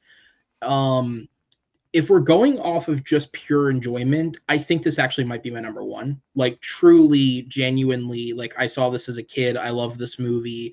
Um, because it's recurrently re-released in theaters at both Halloween and Christmas at this point. The last few years, I've only seen it in theaters, which is a fun experience in and of itself. Like, I really love this film. That said, I think all of his top 5 above this on my list are arguably good enough that this was kind of the stopgap point. There's a point where it's like, okay, I think at this point I can't argue that this film could be viewed as better than Nightmare Before Christmas, and that's where I'm going to put it.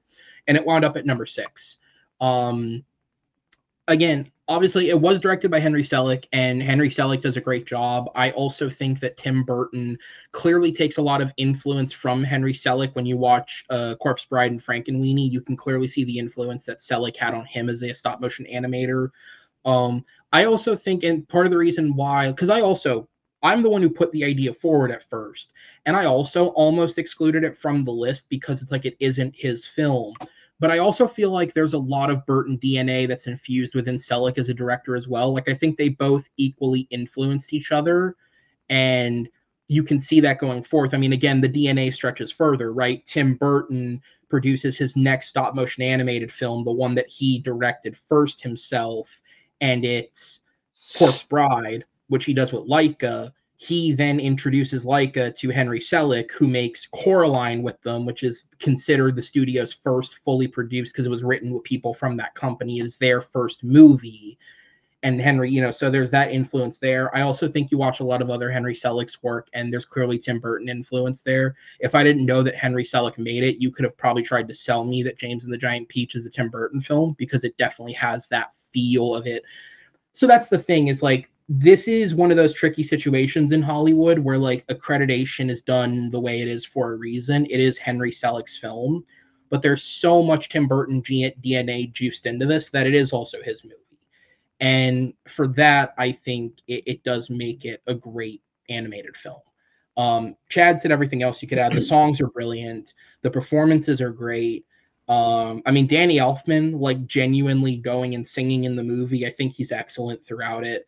And this is some of the most creative imagery in any of Tim Burton's films. I mean, taking the concepts of Halloween and Christmas and finding new ways to engineer a look to them was a stroke of genius. So again, technically, Tim Burton didn't direct this, but I think this is such a collaborative effort between Selick and Burton's feeling is all over this film, that it does earn the full proper title of Tim Burton's The Nightmare Before Christmas. And it is my number 6. All right, so with that said, Chad, we'll go back up to you. What's your number? Or Jacob, do you have any brief comment? And then we'll go to Chad's 5. Not much to add. I do absolutely love the movie, and I had no doubt that it was going to be brought up when we agreed that it could be included. So maybe I just was like, hey, I'm just going to leave it off. Shout out another Tim Burton movie that I absolutely love. Yeah. But no, if I were to include it, this is probably about where I would put it as well. I agree with everything that you guys said. And also, shout out to Glenn Shadix as the mayor. I absolutely love him. Yes, as the mayor. I think he is fantastic. Like you guys said, the songs are great. There was a kid in one of my classes at the daycare I used to work at who was in love with this movie, and once Halloween season hit, I would play the first song from this movie, and she would absolutely freak out, and it was the most adorable thing. So, kids, adults, everyone loves this movie. I've even people that don't like animation or everything, they're like, I see why people like that. Yeah, it's an iconic movie. Absolutely. All right, Chad, what is your number 5? My number 5 is, okay, and this one actually saddens me, but it's still in my top 5. It's Pee-wee's Big Adventure. All right, Jacob? Not on my list. Whoa, okay. It is also not on my list. So, wow. Chad, go ahead. Okay. Well, I guess this is, I don't know. I was going to say it's like My Big Fish, where, I didn't have that, but I have this one. I adore this movie, but my most recent watch of it, after having watched it so much as a kid and then rewatching it as an adult, I was like, some of it is a little too like on the kid side that I was, having trouble, really diving into it. So I was like, because initially I was like, is Pee-wee's Big Adventure like my favorite Tim Burton movie? Because it's up there, or at least it was, and then it dropped a little bit to 5. But I love Pee-wee Herman as a character. I'm trying to introduce my son, more to Pee-wee's Playhouse. And also this movie at some point, maybe not the full movie because there's some scary stuff in there. And I think, this movie, you could count as kind of a horror movie. I mean, it's a fun family adventure, but it's also at times, when you have Large Marge and you have like No, the this thing's a clown horror movie. sequence with with clown This thing's sequence a with the horror film. bike and whatnot. But yeah, I mean, it's a simple, concept of man loses bike, man goes on journey to get the bike back. But with that adventure, you get so many iconic scenes. There's no basement in the Alamo. The scene where he's rescuing all the pets at the pet store. The scene where he has to dress and drag because he's got to put on a disguise to be this guy's wife, and he's like a convicted killer or whatever. And it's just he's going to be stopped by the police. And of course, like I said, Large Marge, you have him dancing on the bar to the tequila, and you have just the whole sequence of him getting the bike stolen, but he goes to the joke shop and he's trying out different like joke stuff. You have him like versus Francis, where they're getting into like a really annoying kind of argument where it's like I know you are, but what am I? Stuff like that, and it gets pretty obnoxious. But you also have like the sequence where he wakes up and has this whole erector set, like basically cooking his breakfast for him and putting on his slippers and all that stuff. And so I don't know, it's a really fun movie. And I like how it gets really dark too, with like him going to the fortune teller after losing his bike. And he's just like walking in the rain all pissed off. So yeah, this kind of makes Pee-wee darker a lot of the times too, which he's just normally just like a fun, like you said the secret word, kind of a deal. And here this is a big movie with him, and I just think it's really cool. I mean, it wasn't the first one, but I feel like Tim Burton's style on it makes it the best one. And I don't know, for his first movie, I think it's just a really cool one to do. And I don't know, like that classic, like Paul Rubens as Pee-wee, like really early on, Tim Burton directing. I don't know, just for me, it's kind of unbeatable. And as I'm talking about, I just really want to put it on and start watching it again because I think it's so good. I also understand like might not be everybody's style, but this is you talked about like nostalgia for Batman and stuff like that. This is like my nostalgia. I didn't grow up loving the original Batman or anything like that, but Pee-wee, oh, you betcha. All right, Jacob, any brief thoughts on Pee-wee before we move on? Yeah, no, I like the movie. I actually have it 13 on list, so it was just outside that 11. It's not a movie that I grew up with. I was actually very late to this.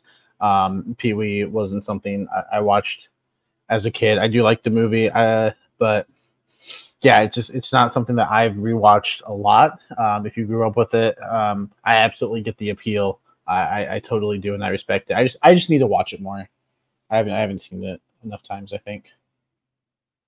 Yeah, so this one for me fell under the same area as like Mars Attacks, where like I didn't enjoy it personally, but I can respect and I understand why people do.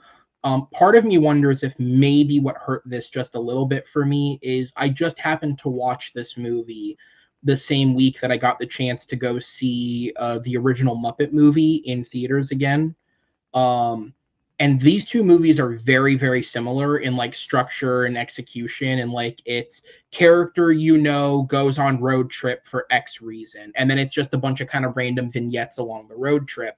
So maybe it's kind of a comparison as the Thief of Joy type of deal, where I love that original Muppet movie, and so watching something that is very similar but does take a very different approach and obviously has a very, very different style of humor that just doesn't quite appeal to me the same way the Muppet movie does. Maybe it affected me a little bit more.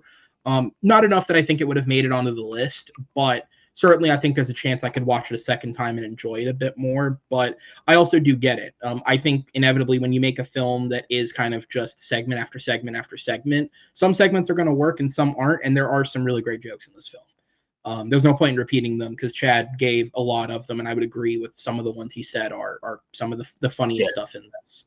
And of course, like this really is the origin, not the literal origin of it, but this is kind of the origin of the modern day tequila meme with that song.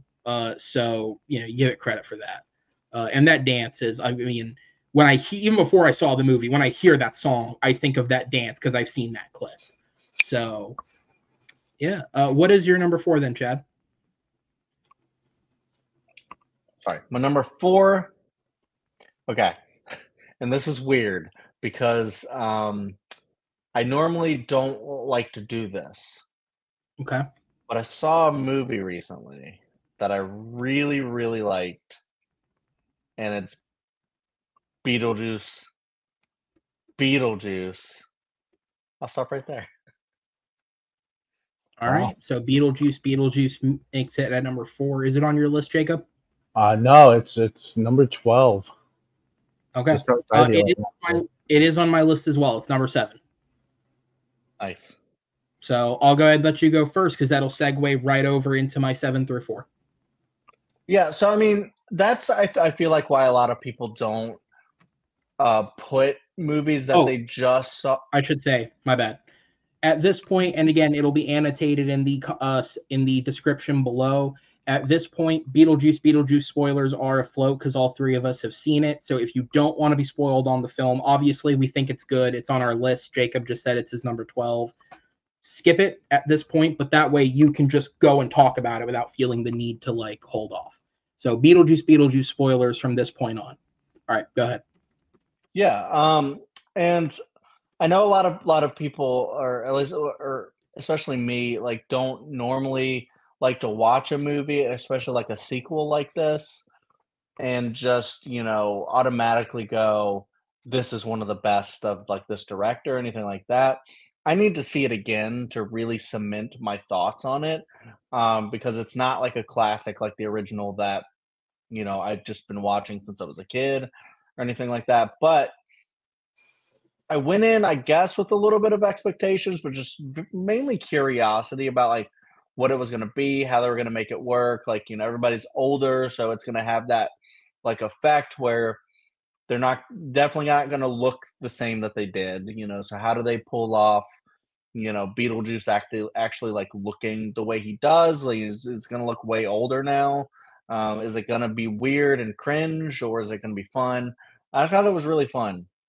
I like how they kind of expanded the world, but also kind of made it feel like it was just right in that same world. So with the Soul Train stuff, I thought was funny. I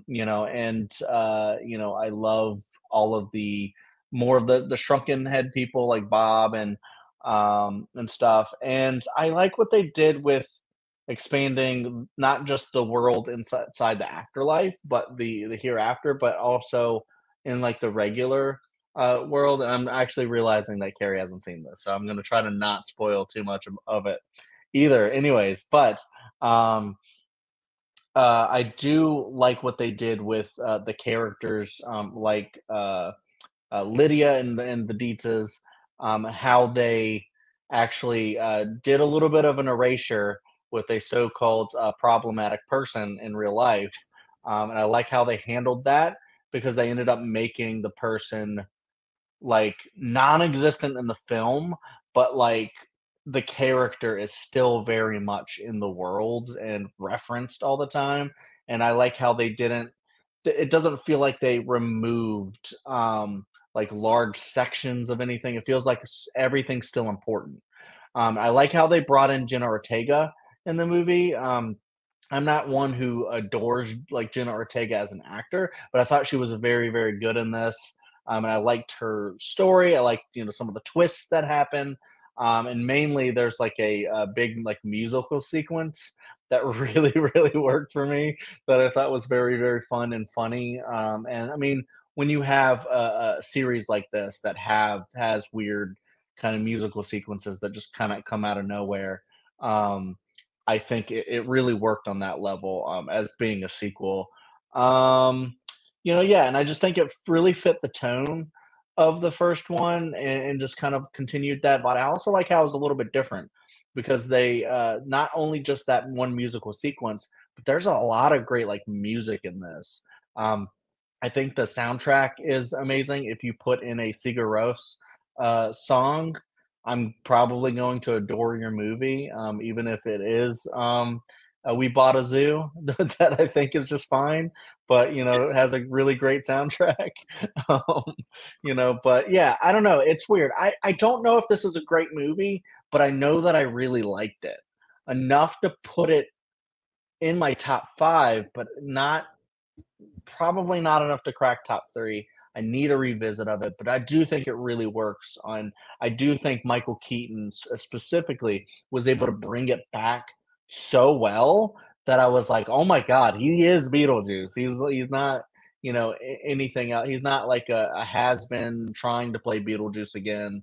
He really was able to recapture that. And I love how they kind of made that creepy and stuff. I think there's like a main villain that's kind of like wasted a little bit maybe, but also I think the movie might be kind of doing like a kind of a wink wink, like, no, that's not important, like on purpose maybe. So I'm not sure, but I do know that I really liked it. So I put it in a 4. I don't know if that's crazy, but maybe. All right, well, it's my number 7. I'm going to go ahead and jump into it. If you need to put me on mute for a moment, you'll know when we're finished because I'll drop the banner. I don't know if you have a set so that she can hear the full conversation. She can't. I don't want to spoil it.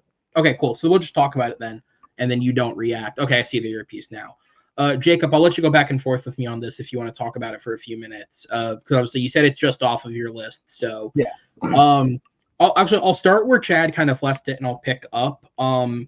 One of my negatives with this movie, and it's why, even though I really enjoyed it, it comes in a little lower than maybe my enjoyment would have had it land, is I think the movie is incredibly scattershot and it's all over the place. This movie was in development for a long time, and there's 2 sets of writers credited because there's obviously Alfred Goff and Miles Millar, who did Wednesday with Tim Burton, and then separately, Seth Grahame-Smith is credited as a writer on this, and he was one of the writers who was in charge of a previous draft of this movie. And part of me thinks that there was kind of a combination of drafts that happened at some point in this, and so there is kind of 2 different movies happening, except one movie is way more important. So for me, characters like Monica Bellucci's, Beetlejuice's dead wife, or Willem Dafoe's cop character, like, they're fun pieces of the movie. I think they're having a lot of fun with their performance, but they don't really need to be here. They don't bring anything to the movie by being in it, especially Monica Bellucci. And I don't want to be this person, but anyone who knows Tim Burton knows he has a thing about putting his partners in his films. It's why Helena Bonham Carter was in so many when they were together. Before that, it was Lisa Marie. He is with Monica Bellucci currently, and this character almost feels like an afterthought that was written in the script so that Monica Bellucci could have a part in the film. Like, that's just my honest thought on it. There's not a lot to the character, but I think there's multiple characters like this. If it were me personally, I would have rewritten it to focus more on specifically Winona Ryder and Jenna Ortega. I think Catherine O'Hara is a lot of fun in the film, but I think she gets too much screen time. She takes away from the plot too much. I think you could cut her out a little bit. And I would have given more to, and I don't know the name of the kid offhand, but the kid that plays, I think the character's name is Jeremy, who is in many ways more of a main antagonist than even Monica Bellucci is in the film. This was his feature film debut, as far as I'm aware, and I thought he did a really great job. And I will look his name up before this is over so that I can give him credit for it. I thought he was great.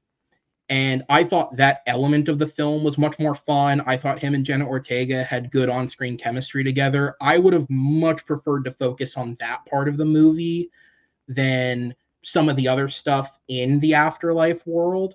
But that said, Michael Keaton's fucking great. And he makes the parts of the film that drag a little more fun. What are your thoughts? Yeah, I'm kind of in agreement, and that's kind of why it's just off my list, because I think Michael Keaton is fantastic. I think the stuff between Astrid and Lydia is really great. I love Catherine O'Hara in this movie. I think she is absolutely hilarious, and at moments she is my favorite part of the movie. But I do feel like, yeah, Beetlejuice's wife, it feels like an afterthought. But hey, in a world where movies are now getting spin-off TV shows, could we please get Willem Dafoe's cop character a spin-off series, please? 100%. I would Yes. absolutely love I agree that. with that. Yeah. While he doesn't get, I don't think he gets much development in the movie. Like I think people are talking about his character. I think they absolutely loved his character. But I am in agreement that it feels like there's two different plot lines, and it's like, here's where the main focus is, obviously with Beetlejuice and Jenna Ortega and Winona Ryder and all that. But then Beetlejuice's wife and this kind of cop thing, it feels like an afterthought. And you would think with how much time they spent, developing this movie, that they could have found a way to make it feel like it's more cohesive and more, important to each other, rather than, all right, we're focusing on both of them, obviously more over here, and then now we're at the end of the movie, and the movie's over. We don't get much time with all the characters together. But regardless, I think we still have some pretty fun performances here. That musical sequence that Chad mentioned at the end, I think is a lot of fun, and I might even put that on par with like the dinner scene from the first one. Personally, I think they're both just so good and so fun. But I also just not a fan of the Rory character. I didn't like him. I don't know. But again, I've only seen the movie the one time, so I do need that second watch to kind of, cement my thoughts more. And who knows, maybe it'll climb up, maybe it'll fall below, the movies I have behind it. I don't know. But I did enjoy my first watch.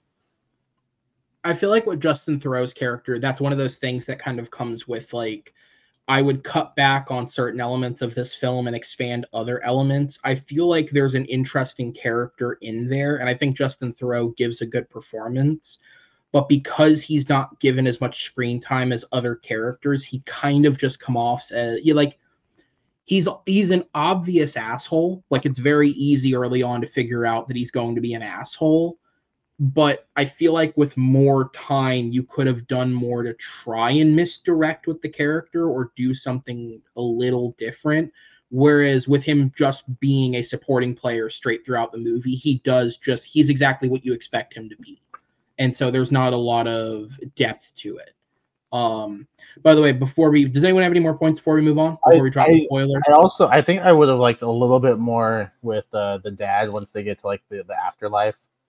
I don't think we got enough time with them as a family, so a little bit more there. I think I would have liked personally, but it's a minor.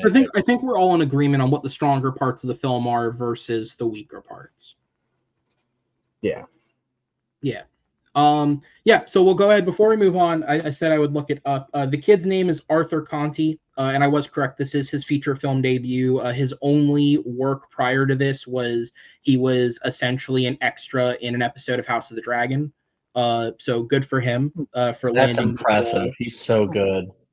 Also, and yes, Hollywood fanatics out there, this is technically an instance of nepotism, although I don't think it actually helped him that much because his auditioning for the film is very public. He is the grandson of Scottish stage actor Tom Conti, who is most known for his stage work over in England. But for film fans, Tom Conti played Einstein in Oppenheimer last year. So, yeah, so he is his grandson. But yeah, no, good luck to the kid. I think he was very good in this movie, and I hope he gets more work off the back of it. All right, so we'll go ahead and drop the spoiler banner then for Beetlejuice Beetlejuice.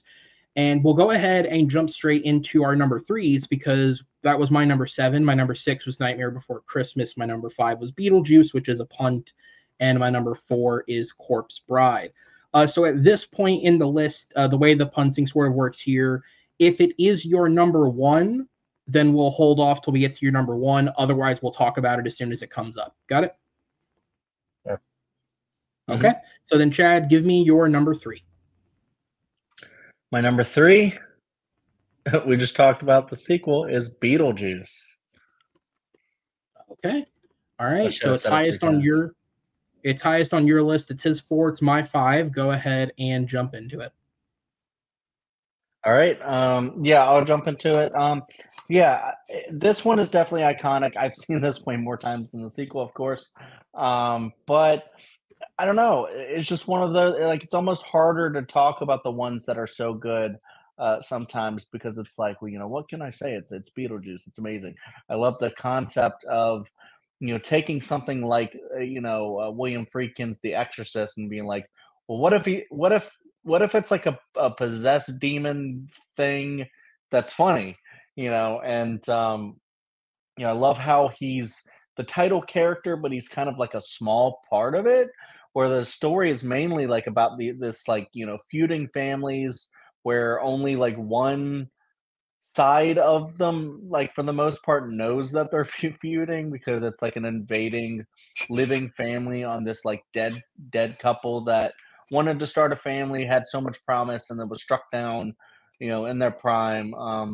Life happens and you're struck down so quickly sometimes, and then you have to get a manual on how to be dead and how to figure out how to go to the afterlife and like learn how to scare the people that have moved into your house and just essentially be ghosts. And I just think that's such an interesting like hook for it, where you're following the dead couple, but then there's a catalyst with Lydia, who is kind of an in-betweener. Like she can see them, she's not like her family really, like they're like art snobs, and she's like this depressed, dark, gothic girl and stuff. And Winona Ryder's amazing as that.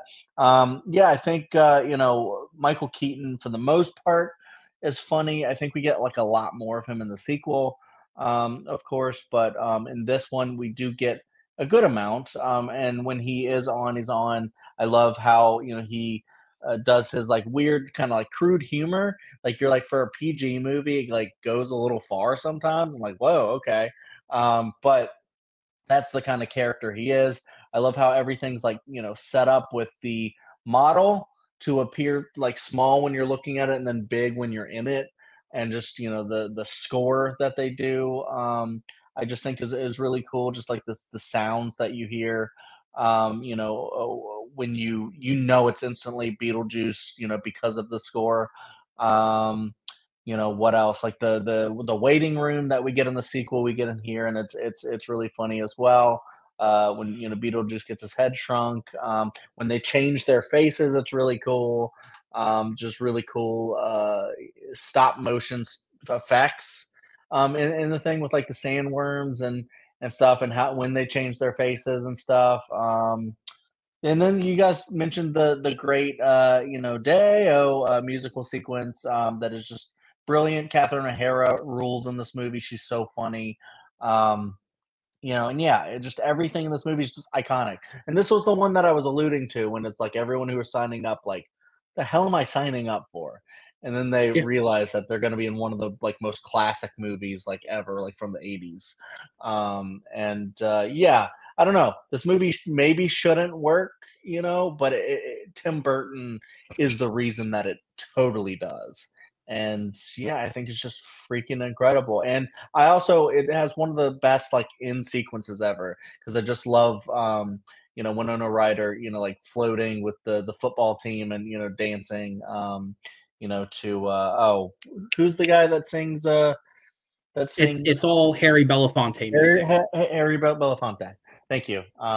Because yeah, that guy's great. I will say, and I don't think this is explicitly a spoiler for the sequel, but I will say the one thing that I missed is I wish they would have picked like another niche artist like a Harry Belafonte and just consistently done that music, because I think that is almost a bit of the charm in the original, is that every single song they play is Harry Belafonte. It's just such a weird, like, creative choice. Jacob, it's your number 4, sir. Give it to me. Yeah, and I'm just gonna kind of mirror what Chad said. I think, despite the name of the movie being Beetlejuice, Michael Keaton is only on screen for, I believe, 17 minutes of the runtime. But I mean, he is the best part of those 17 minutes. I think he is absolutely incredible. And the fact that he was able to create such an iconic character in such little time, I think just speaks to the level of acting that he can do. Yeah, everyone else I think is fantastic. Much like I mentioned in Nightmare Before Christmas, Glenn Shadix, I think, is probably, outside of Michael Keaton, my favorite part of this movie. I absolutely love his character. I don't want to say he's sarcastic, but just like the way he's delivering his dialogue, I think is just fantastic. I think he is such a cool character. Yeah, I love the set design. I love the special effects, the stop motion, like Chad said. I think everything about this works. I'm trying to find something to nitpick about, and I can't. I think this movie is just fantastic. Again, this 4, 3, 2, and 1. I could have put in any order and would have been happy with it.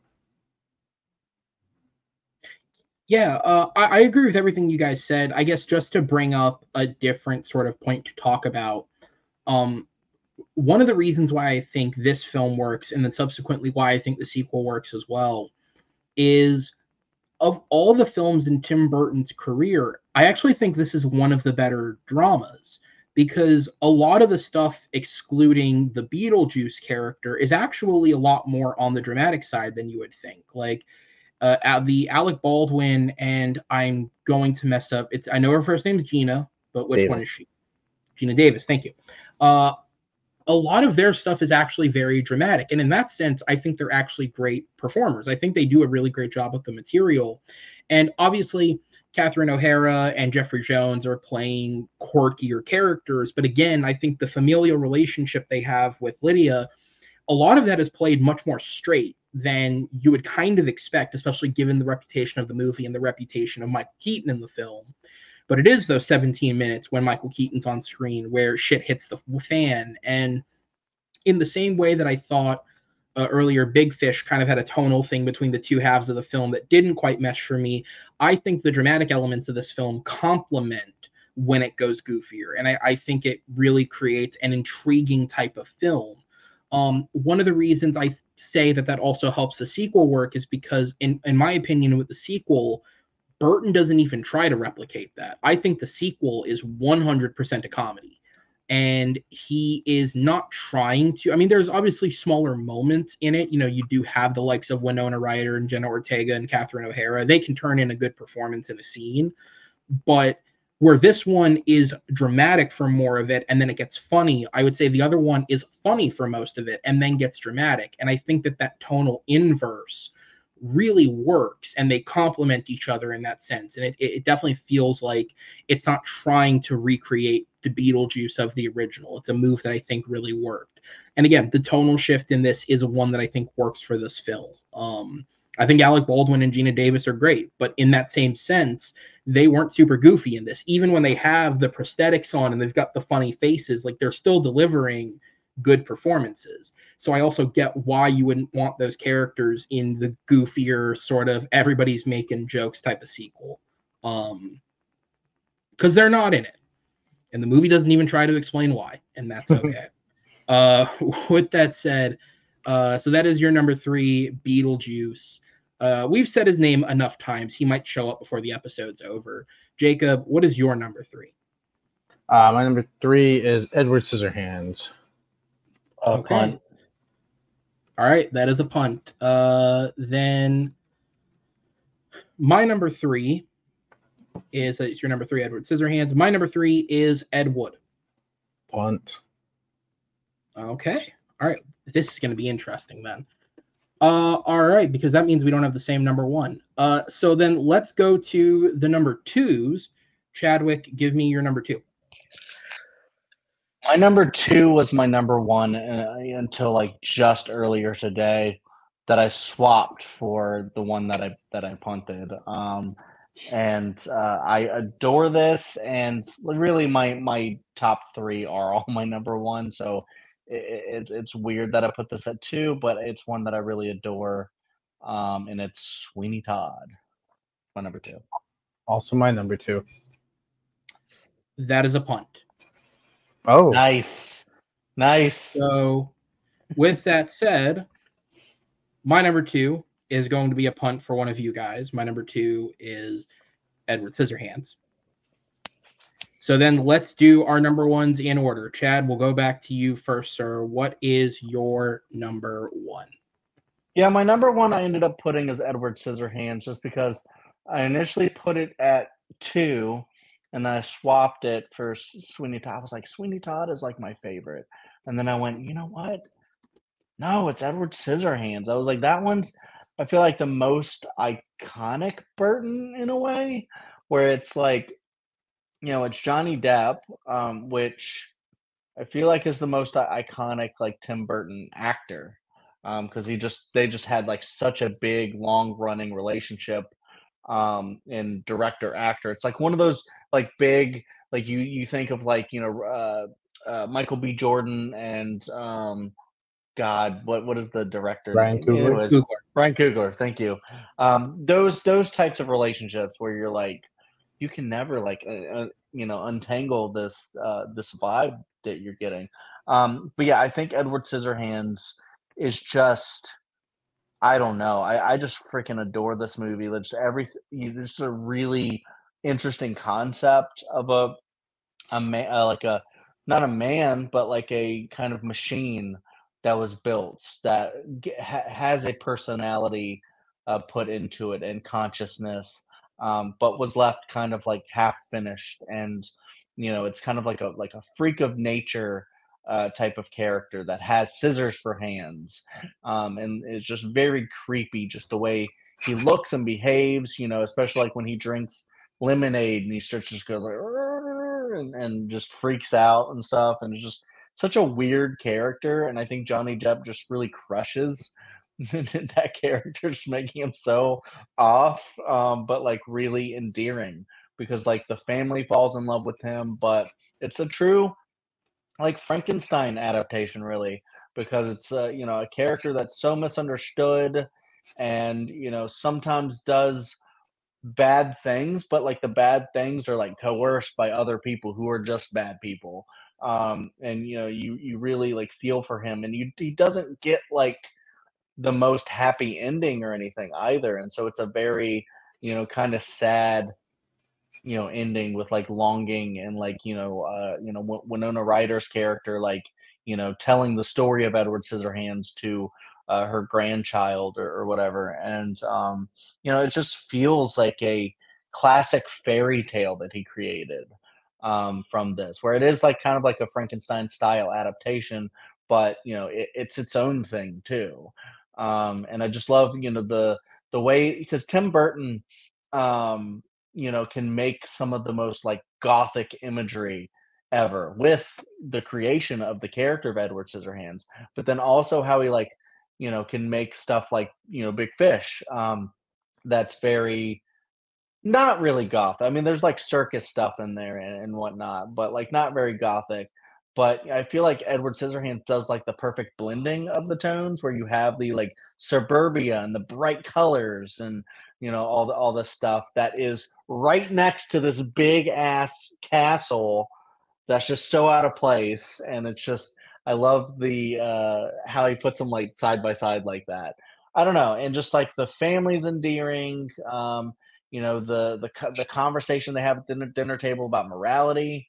And what do you do if you find a wallet? Um, yeah, and then the scenes with him using his scissors to cut hair and just cut hedges and stuff like that. And I don't know, it's just an incredibly iconic movie. Another Christmas movie, like horror kind of Christmas movie, that I really love. Winona like dancing to the ice shavings, iconic. Just so good. I love this movie to death. Yeah. It's my number two. Obviously, I think it's excellent. It's my number two. The other thing I would add to that is, because I think Chad got a lot of it. I think he nailed the stronger parts of it on the head. I think the movie has really interesting social commentary on like the concept of suburbia and the idea that the kind of the end of someone like Edward Scissorhands, because he is a creature. He is a potentially very dangerous creature, and the movie goes out of its way to explain that to you. But what brings the end of him is not anything that he does. It's this mounting pressure from suburbia and the fact that people have to know everything about you, and they have to judge you from the outside, and they don't want to understand you, but they want to have the opinion on you. Of all the films in his filmography, this is the one I would love to talk to Tim Burton about the most, because I wonder if there's an element in this story of how he felt about Hollywood, because obviously this would have been right after Batman. This is when he breaks through on a grander scale. And I wonder if, because he is such a weirdo, not insultingly, but he is a weirdo, I wonder if maybe there was a part of him that felt a little judged by the Hollywood system and a little unaccepted by the Hollywood system. Yeah, I don't know. There's something that kind of stuck out to me with that I'd be curious to know if that's just me reading into it, or if there is maybe something a little more in terms of him putting himself into the character of Edward. Because obviously, in terms of design, when you think about Tim Burton, you think about the wild hair and the costume, like the way that he dresses. And I feel like this is the closest the character's ever come to looking like him, minus the scissor hands. So I'd be very curious. Jacob, it's your number three. What are your thoughts? Yeah, no, I don't have much to add. I think you guys have said it pretty well. I do think, for me personally, like I think this is like the best of Tim Burton as far as like style and tone, because obviously the look of Edward and the castle is so like dark and almost black and white in a way, but the world around him is so bright, and we're used to, we see that in movies like Pee-wee's Big Adventure. It's bright, or like a Big Fish and Mars Attacks. It's very bright and open. But some of his other more iconic movies, have that dark tone. And I think he uses that so well here. I think the character of Edward is wonderfully played by Johnny Depp. Who, this is their first of 8 collaborations. Yeah. And I was reading up on it a little bit, and Johnny Depp was always his first choice, even though it says that Burton was unfamiliar with his work mostly. Depp was always his first choice, so it's pretty cool when you can get your first choice. I can't picture anyone else playing this role. Kind of like every Johnny Depp performance in the Tim Burton movie after this, it's like, oh yeah, I think they just work so well together. And had this movie not been successful, who knows what either of their careers would look like. I think this is an important movie for both of them. I mean, I think obviously, Burton probably still would have done Batman Returns. But yeah, it's always one of those what ifs. What if Edward Scissorhands wasn't as successful? The rest of the cast, I think, is fantastic. I think you guys touched on it pretty well. So yeah, again, 3, 2, and 1, all interchangeable. There's no wrong answer in my opinion. So yeah, I think it's interesting that we all have a different number one, though. Yeah. Well, speaking of number ones, we're going to move on to yours next, sir. That is going to be Ed Wood. However, before I go to you, I want to start with Chad, because he is the only one to not have this, not only in his top 3, it is a good bit lower on his list. So I want to start there, because I think that's an interesting juxtaposition, and then go to your number 1. Yeah, okay. That's an interesting way to do it. Yeah, it's weird. I do think this is wrong, what I did. Putting it at number 7. Even No, when believe in yourself. even when I said it's my number 7, Carrie went, "Bro, Ed Wood's at your number 7. That's cringe." You didn't actually say that, but you were kind of like, "Ooh," right? Because I said like Ed Wood is my number 7. You were like, "Really?" Once again, Oh, never everybody mind. say Okay, but hi, Carrie. I know you like Ed Wood, but I put it at number 7. You think it probably should be higher. That's what I'm saying. Anyways, I also think it should be a bit higher. The reason why is because I like so many of his films, obviously. So that Ed Wood being at number 7 is just a testament to, his greatness and iconic stuff. Is that Ed Wood is not iconic. Like it's not. I mean, Ed Wood's movies are iconic in a way. If you like, Plan 9 and some of those other stuff that I actually want to go and watch. But I love how this movie is a kind of a celebration, but also just a closer look at like a filmmaker who doesn't really know what he's doing, but like he's really determined anyways to get this stuff done, and to express himself and express his craft, and I love how it's the look into how a person would go about trying to get a movie made and go on to make like really bad movies and stuff. There's other movies that are kind of like this that would come after, like Bowfinger and The Disaster Artist, that I think are just also very, very uh, interesting, and fun to watch. And I feel like this is another one that is also very interesting and fun to watch. And this probably is the best of the three, maybe. Maybe. I'm not sure on that actually. They're all very good.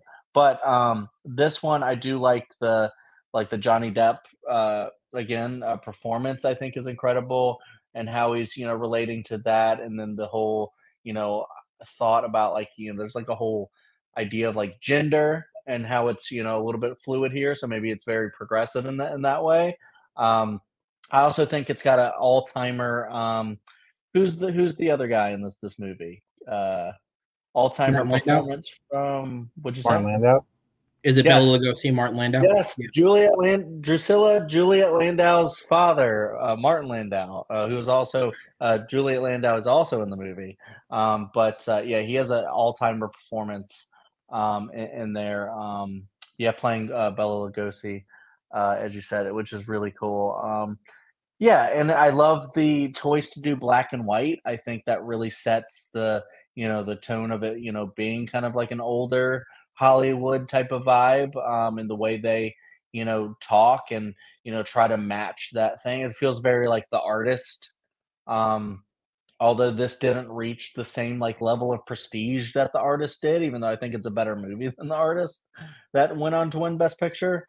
So yeah, it's weird that I put this at number 7, but it's just because like I've only seen it once, and there's so many other movies that I really like of Tim Burton's that I was like, you know what, this should be higher. This should at least be in my top 5, but it's number 7, and I think with a rewatch, I probably would put it up a little bit higher, but yeah, I just didn't, unfortunately. And I do think it's incredible. Everything about it's incredible. It's a great movie. All right, Jacob, number 1. Yeah, and it's weird because there's no like iconic character. Yeah, like when people think of Tim Burton, they're thinking like an Edward Scissorhands or like a Beetlejuice, characters like that. I just think this is a really well-made movie with fantastic performances, and it's a movie about movies. I hate that this movie was released in 1994 because it had some really heavy competition.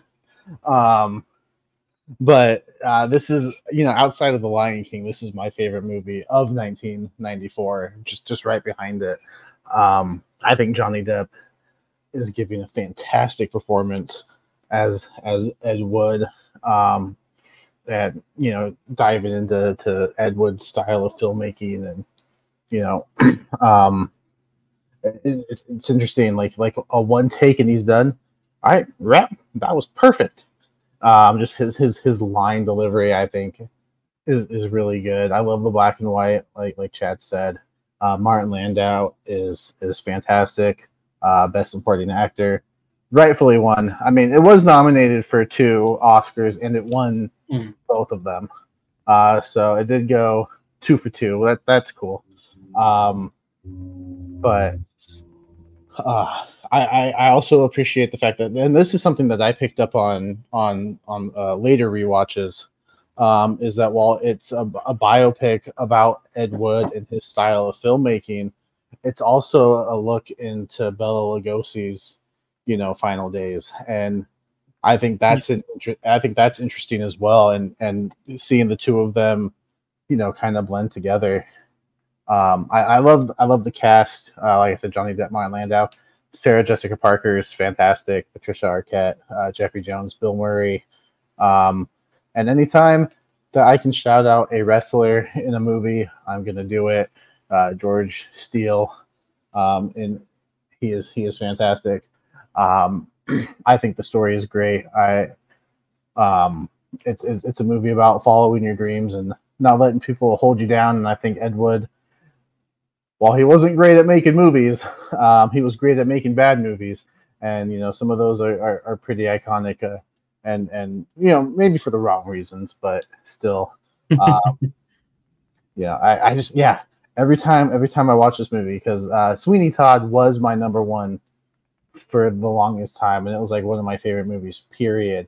But the more I rewatched Ed Wood, and the more I watched the performances, the cinematography, the script, like everything about this movie just works so well. Like it has risen up not only Burton, but like my personal rankings. Like I haven't ranked movies in a while, but I'd be surprised if I put this outside my top 20. Like I love this movie. Yeah. So it's my number 3. Consistent with my top 3, I think Tim Burton is at his best when a piece of himself is in the movie. I think you could draw a lot of allusions between Ed Wood and Tim Burton as people. Again, Tim Burton, much better filmmaker than Ed Wood was, obviously a greater success than Ed Wood ever was. But the fact that they are both, again, kind of weirdos on the outside of Hollywood who have this extreme belief in themselves to succeed, I think there's a lot that you can draw there. Another thing that I think is interesting is anytime any of Bela Lugosi's kids have ever been asked, the portrayal of Bela Lugosi in this film, while the events themselves are all pretty true to what happened, the actual portrayal that Martin Landau gives is kind of nothing like how Lugosi was in real life. And that's apparently intentional because this movie, from Burton's perspective, was also written as his way of kind of working through the passing of Vincent Price, who he was, of course, very close with. Price appears in a lot of his earliest work, and he was very much a mentor to Burton. And this was, he reflects his relationship with Vincent Price in Ed Wood and Bela Lugosi's relationship. And I think that putting that piece of himself in there and allowing himself to be vulnerable makes for a better film from Tim Burton. And I think oftentimes as a filmmaker, because he is so encased in the goofy and the weird, he is so closed off. The pieces, for me, the 3 films of his where he puts a piece of himself into the movie and it feels like you're really seeing into his mind, I think creates his best work. I was going to say, I'll bring it up now because it's a good comparison. I didn't know if it would make anyone's list. All my honorable mentions that I had have been brought up today. The one that hasn't so far is Big Eyes. And I actually think these two were very interesting juxtaposed to each other because I wasn't a fan of Big Eyes, and I don't think that there's anything wrong with the movie in and of itself. I just kind of found myself thinking that Burton's particular style almost takes away from the film. I feel like if I had that same screenplay with those same actors giving those same performers, but a different director, I think we would have gotten a better movie because I don't think he's necessarily suited to those types of stories. But I think with this, because he was able to attach a piece of himself to it and put it from his perspective, and Ed Wood was such a unique guy, I think all of Burton's eccentricities in directing add to this film, and they add charm to this movie in a way that I don't know if another director could have captured, right? Because I think to compare this to something else, when you look at The Disaster Artist, which I think is a great film, it's probably the masterpiece of what did Franco direct that himself? I don't remember. I believe he did, but I don't remember. But like that is a masterpiece in a different way. But that movie, while as great as it is, did you have it right there? Maybe. Yeah, it was directed by Franco. Okay. Yeah, so James Franco, but with that film, I think the movie is a bit more of a traditional biopic, and I would wonder if maybe it could have been even better than it was if it had someone like a Burton to put a unique taste to the film. So yeah, and again, that's not to admonish that film at all, but it's an interesting comparison piece when you're talking about the very specific thing of biographies about filmmakers that aren't good filmmakers and didn't really succeed. I think that it's interesting that you can draw a direct comparison, and I think Tim Burton suits Ed Wood so well. All right, which brings me to the final film on this list and my number one, Sweeney Todd, the Demon Barber of Fleet Street. I think part of the reason this is my number one is because everything about this film is poised to make me dislike it. I'm not the biggest fan of Broadway. I love musicals in film, but I'm just not a stage person, and for me, Broadway doesn't always translate to film because I think that style of musical is so particular to its craft that I think it is harder to translate it. I'm also very openly not a horror film. I think you would be remiss to define this as a horror film. It's about a slasher. So there's, on the outset, there's a lot of this that is poised to make me not like it. And the fact that I came away loving it is almost a testament to the true talent that Tim Burton has as a director, that he took something that I think 9 times out of 10 I wouldn't have been the biggest fan of and made it something that I really enjoyed. And that is his true talent. I think he can take a unique approach to something and take an idea that might not have worked elsewhere and turn it into something people can enjoy. I don't think very many people could have made Beetlejuice work. I don't think very many people could have made Edward Scissorhands work. And I don't think many people could have made this film work. The performances across the board are incredible. I think that's an element of Burton's career that people sort of underrate. Like, a lot of people go to the goofy characters that he creates, but the performances across the board in his film are generally spectacular. You'd be hard-pressed to find an actor who's not giving a great performance when you're looking at the leading cast of his movies.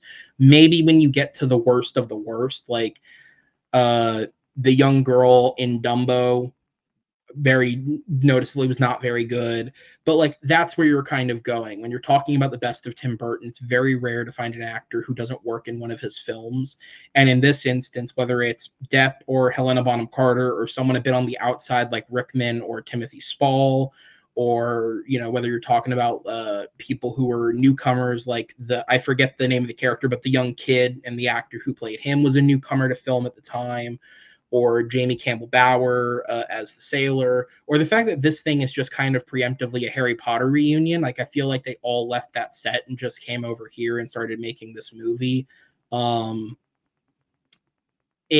There's something about it that works. It's unique. It's inventive. I think Burton does a great job at painting the horror in what Sweeney Todd is doing, but also painting the tragedy in it. He really makes you feel for the character. He also makes you believe the character needs to fucking get what's coming to him.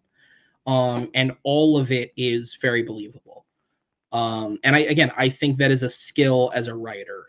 And what I was saying before about how I think Burton's at his best when he puts himself into movies. Again, I do research for these episodes. Like, I actually research the films so that I have talking points or different things about the movies when they come up. And I did not know this before I researched it, but this movie was Burton's passion project. Apparently, as far back as the 80s, for anyone who doesn't know, as far back as the 80s, he was trying to crack the screenplay on this and make this movie work, and he never really could.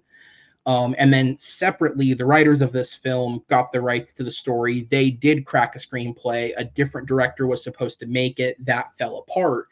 And they brought it to Burton on kind of the word of mouth of, he really wanted to make this movie, so let's see if he wants to make our movie. And you can tell that he has the passion for this story. And to me, this really does feel like the pinnacle of his career, because a lot of what he's made after, it's not very good. I think we can say that. There's some highlight in there. Obviously, we just talked about Beetlejuice, but I think the vast majority of what he's made since he made Sweeney Todd has not been very good. And I feel like that's because this is a pinnacle of his career. This is the height. This is him getting to do the thing that evaded him for 30 years. And he puts everything into it. I'll turn it over to you guys. We'll go to Jacob next. What your number 2?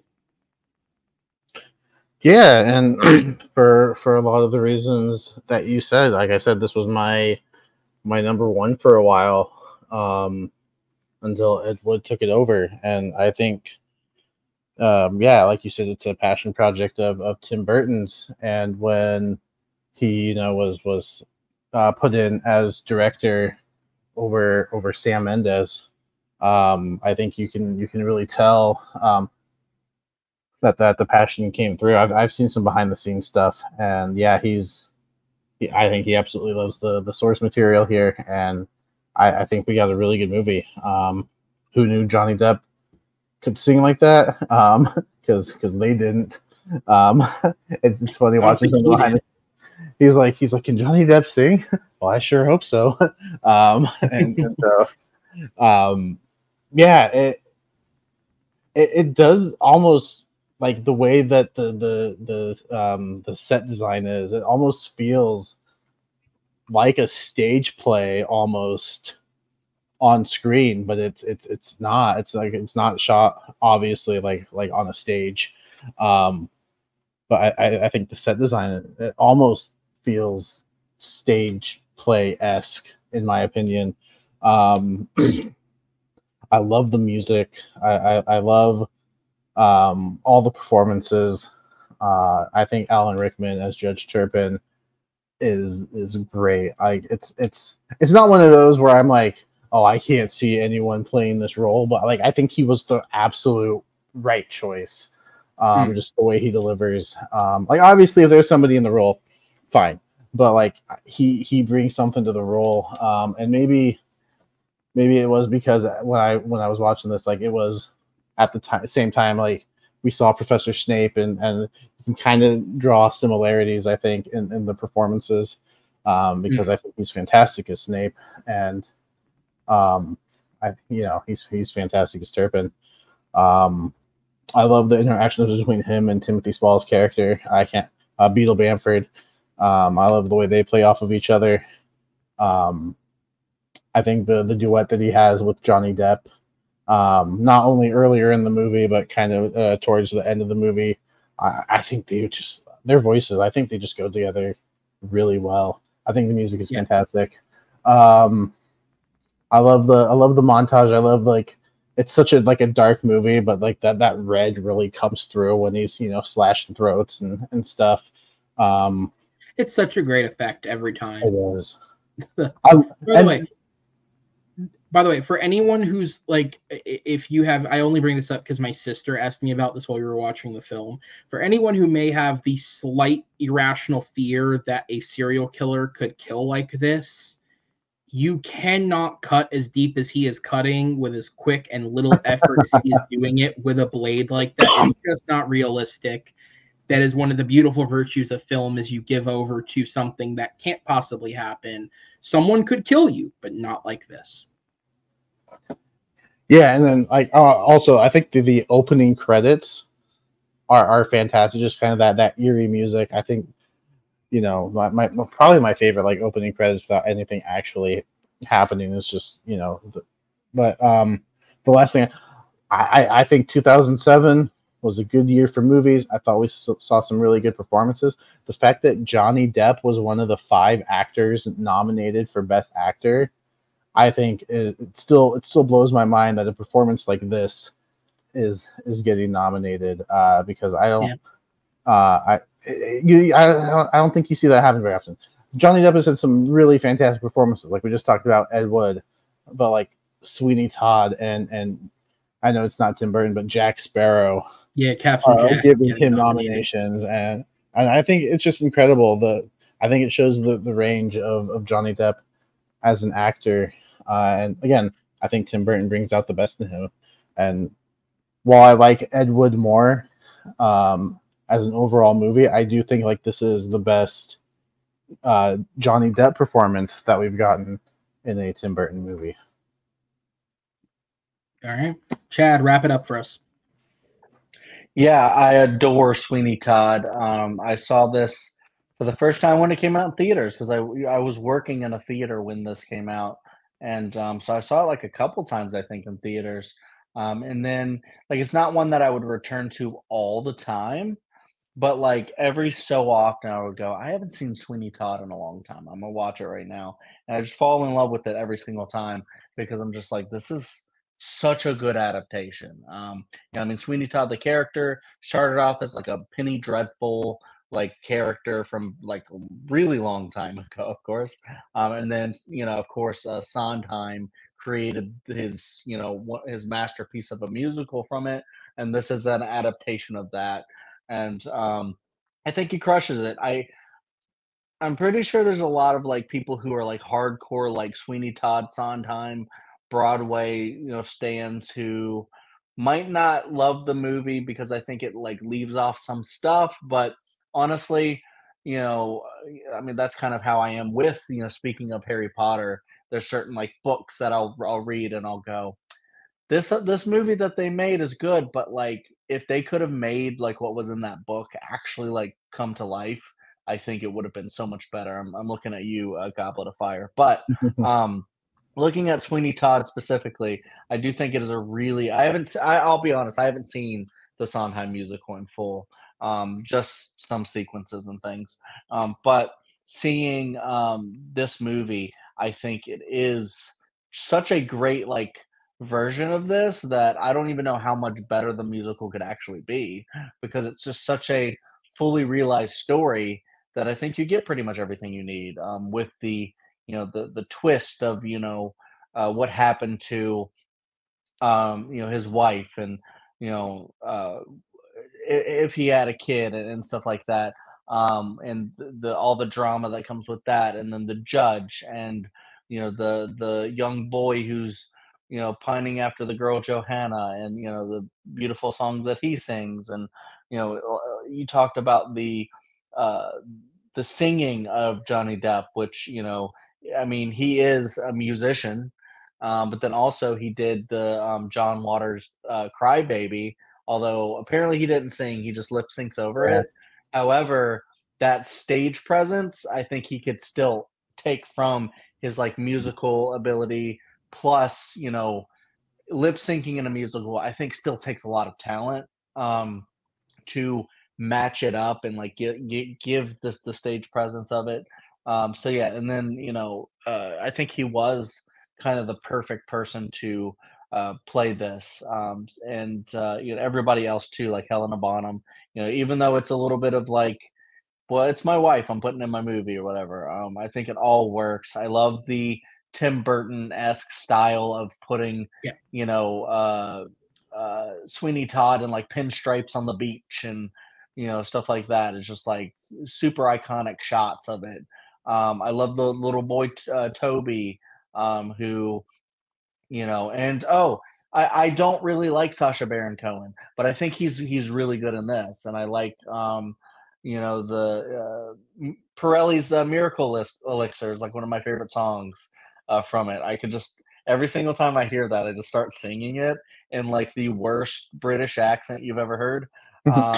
And yeah, I don't know. It's just incredible. I just love the dark tone. Like you guys talked, it's a horror movie, which is so cool how he really steered hard into the horror. of it, especially like that's like one of the darkest endings ever. And I love how they don't shy away from the blood, and it's just so crazy. And yeah, it's just a brilliant story. The music's done really well. And this was my spiritual number one. I had it at number one, and then I did a last minute change to Edward Scissorhands. But because I did that, we all had different number ones, which was really cool. So yeah, if you haven't seen this, check it out because you'll love it.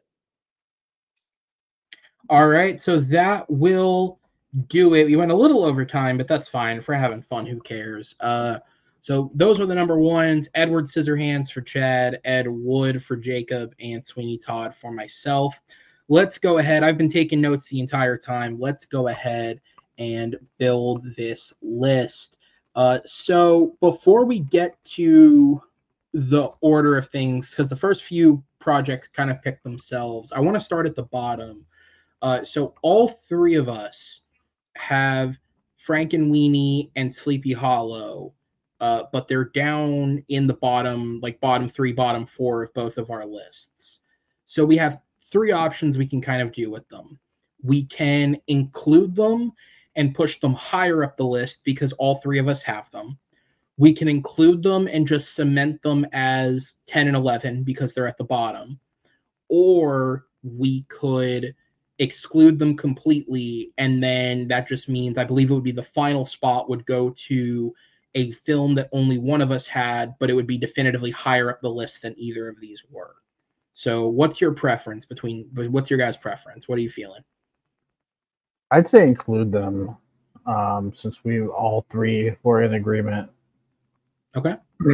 That's my opinion. So then, do we want to put them, so then Chad, I'll leave that choice to you. Do we want to put them at 10 or 11, or do we want to bump them up higher because all three of us had it? We're talking about what, Sleepy Hollow and something else? And Frankenweenie, yeah. So the thing is, bump them higher or what?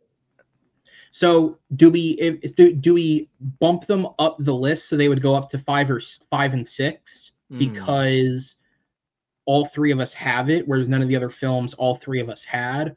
Or do we cement them in at 10 and 11 because that's roughly where they are collectively for the three of us? I like the last thing you just said more than bumping them up automatically. Okay. All right. So we'll go ahead and do that. So then I'll start first with the top of the list. So because it's my number one, both of your guys' number twos, and both of you did audibly make the comment that at one, it could have been your number one. I'm going to put Sweeney Todd at 1. Yeah. And then Edward Scissorhands is a number 1, a number 2, and number 3. So that's going to cement in at number 2. And that'll automatically put Ed Wood at number 3.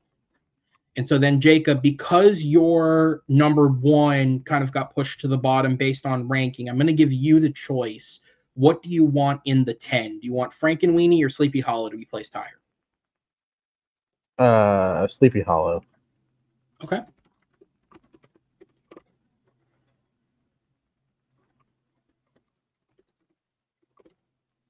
All right, so then we'll go back up to the top. Beetlejuice is the only one left that all three of us have, so that's going to make it on at number 4.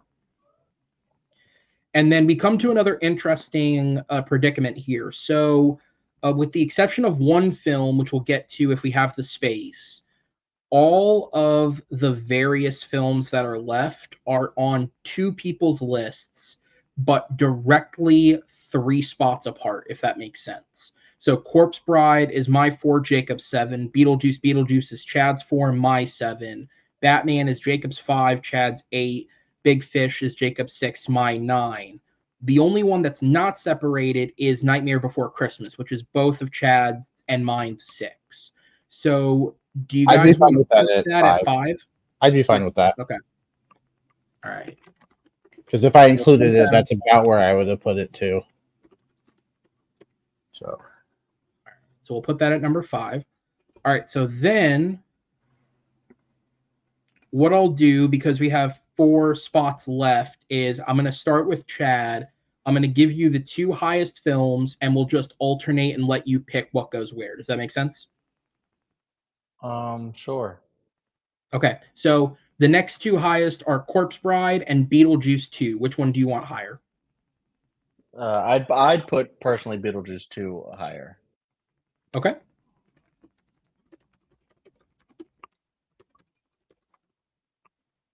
So we'll do Beetlejuice. And then, Jacob, I'll go to you. I have Corpse Bride and Batman. Which one do you want to put on next? Batman. Okay. Because they're all within the same distance, so even if one falls a little bit, it's fine. Chad, I'll go back to you. We have Corpse Bride and Big Fish. This is actually tough. Corpse Bride. Okay. And then, Jacob, you'll get the final call at what gets number 9. We have Big Fish, or the one that was left, which is Batman Returns, which was your 8, Chad's 9. So which one of those two is going to make it? Big Fish. All right. Batman is represented, but Batman Returns will not make it. So we'll go ahead into reading out the list. So if I could have you guys, Jacob, I'll have you do the odds. Chad, I'll have you do the evens. If you guys could say the number for me, and then I will read out the actual title since I have the list written in front of me. All right. So number 11. So we have, to make it official, okay, because this needs to be official. These are the top 11 films of director Tim Burton. Number 11. Frankenweenie. Number 10. Sleepy Hollow. Number 9. Big Fish. Number 8. Corpse Bride. Number 7. Batman. Number 6. Beetlejuice. Number 5. The Nightmare Before Christmas. Number 4. Beetlejuice. Number 3. Ed Wood. Number 2. Edward Scissorhands. And number 1. Sweeney Todd, the Demon Barber of Fleet Street. There we go. So I've already gone through all of my honorable mentions. As I said, the Batman films would be genuine honorable mentions, and then I had the 3 that was brought up. One of you had Mars Attacks, the other one had Pee-wee, and then I brought up Big Eyes as 3 films where they didn't work for me, but I could respect someone enjoying it. Like, I understand why. Chad, I'll go to you first as we close out. Were there any other honorable mentions you wanted to just bring up? Shoot, hold on, I had it. Okay. Well, that didn't make the list. It would be Pee-wee's Big Adventure. But I don't know. Yeah, I think his Dark Shadows movie is a little more interesting and than people give it credit for. Might be a little underrated. I don't know. I think his Alice in Wonderland is very interesting. I just don't know if the execution is there. But like, I think it's one where I understand like how he wanted to like expand that and stuff. And I don't like Planet of the Apes, but I think Tim Roth is doing something really special in there. Same with Paul Giamatti. And I think that's it. What about you, Jacob? Any honorable mentions you wanted to shout out that didn't get to come up? Yeah, I mean, you touched on Big Eyes, and that's my number 14. Everything else that's in the top 15 we talked about. I think the thing with Big Eyes is that it doesn't feel like a Tim Burton movie, like you were saying. I think outside of the eyes in the paintings, it's just a biopic, so it doesn't feel Burton-y. So that's kind of why it's lower. But I still think it's a good movie. But yeah, that was the only one that I'm like overly positive on that didn't get brought up. All right. Well, that'll be it for today's episode, guys. So what we have for the future of the show is between a series of episodes that have been pre-recorded and a series of episodes that we still have a handful to record. We have enough episodes to take us through to the end of the year. So pretty much every week, tune in and check out a latest episode of this. I have a lot of great guests coming on over the course of the rest of the season. People within the community, the likes of Richie Goodacre, Medee, Will Cohen, Noah McCausland, Amaru Moses, Tato, just the names off the top of my head, JPO, and God, who else? Actually, I'll pull up the list since I already read most of them. Of course, Pez. How could I forget Pez will be on an episode. Matt Beer will be on an episode. And then if all goes to plan, without giving away what the topic is yet, the finale to all this in December will be a two-parter where I'll be joined by a former regular member of this community and a good friend of mine, Mr. Chance Ellison. So hopefully that turns out. But we have a lot coming. Again, this is just, it's fun for me to do this because it's a great motivator to watch different types of films. And I hope the people who tune in and watch enjoy. An actual roster of topics will come on one of the upcoming episodes. It's already been recorded, so I'm not going to rehash it there when I know it's in one of those episodes. So again, tune in next week for more episodes. And thank you guys for watching. Very briefly, Chad, Jacob, anything you guys want to plug before we get out of here? Yeah, I mean, I'll just throw out the names. I won't go into it. Check out the Dill Pickle Movie Network, specifically Picture This. Check out Welcome to Primetime, and then check out Cinema Chad, specifically You Ranking With Me, if you like ranking. All right, and then Jacob. Yeah, the only thing I'll shout out is the Lonely Marks Wrestling Podcast every Thursday, 10 p.m. All right. Well, thank you guys for joining me on this great episode. I have more topics with you guys planned for the future, so we will see you guys for those. But until next time, thank you, take care, and I'm glad we got this done before 3 hours. Have a great night.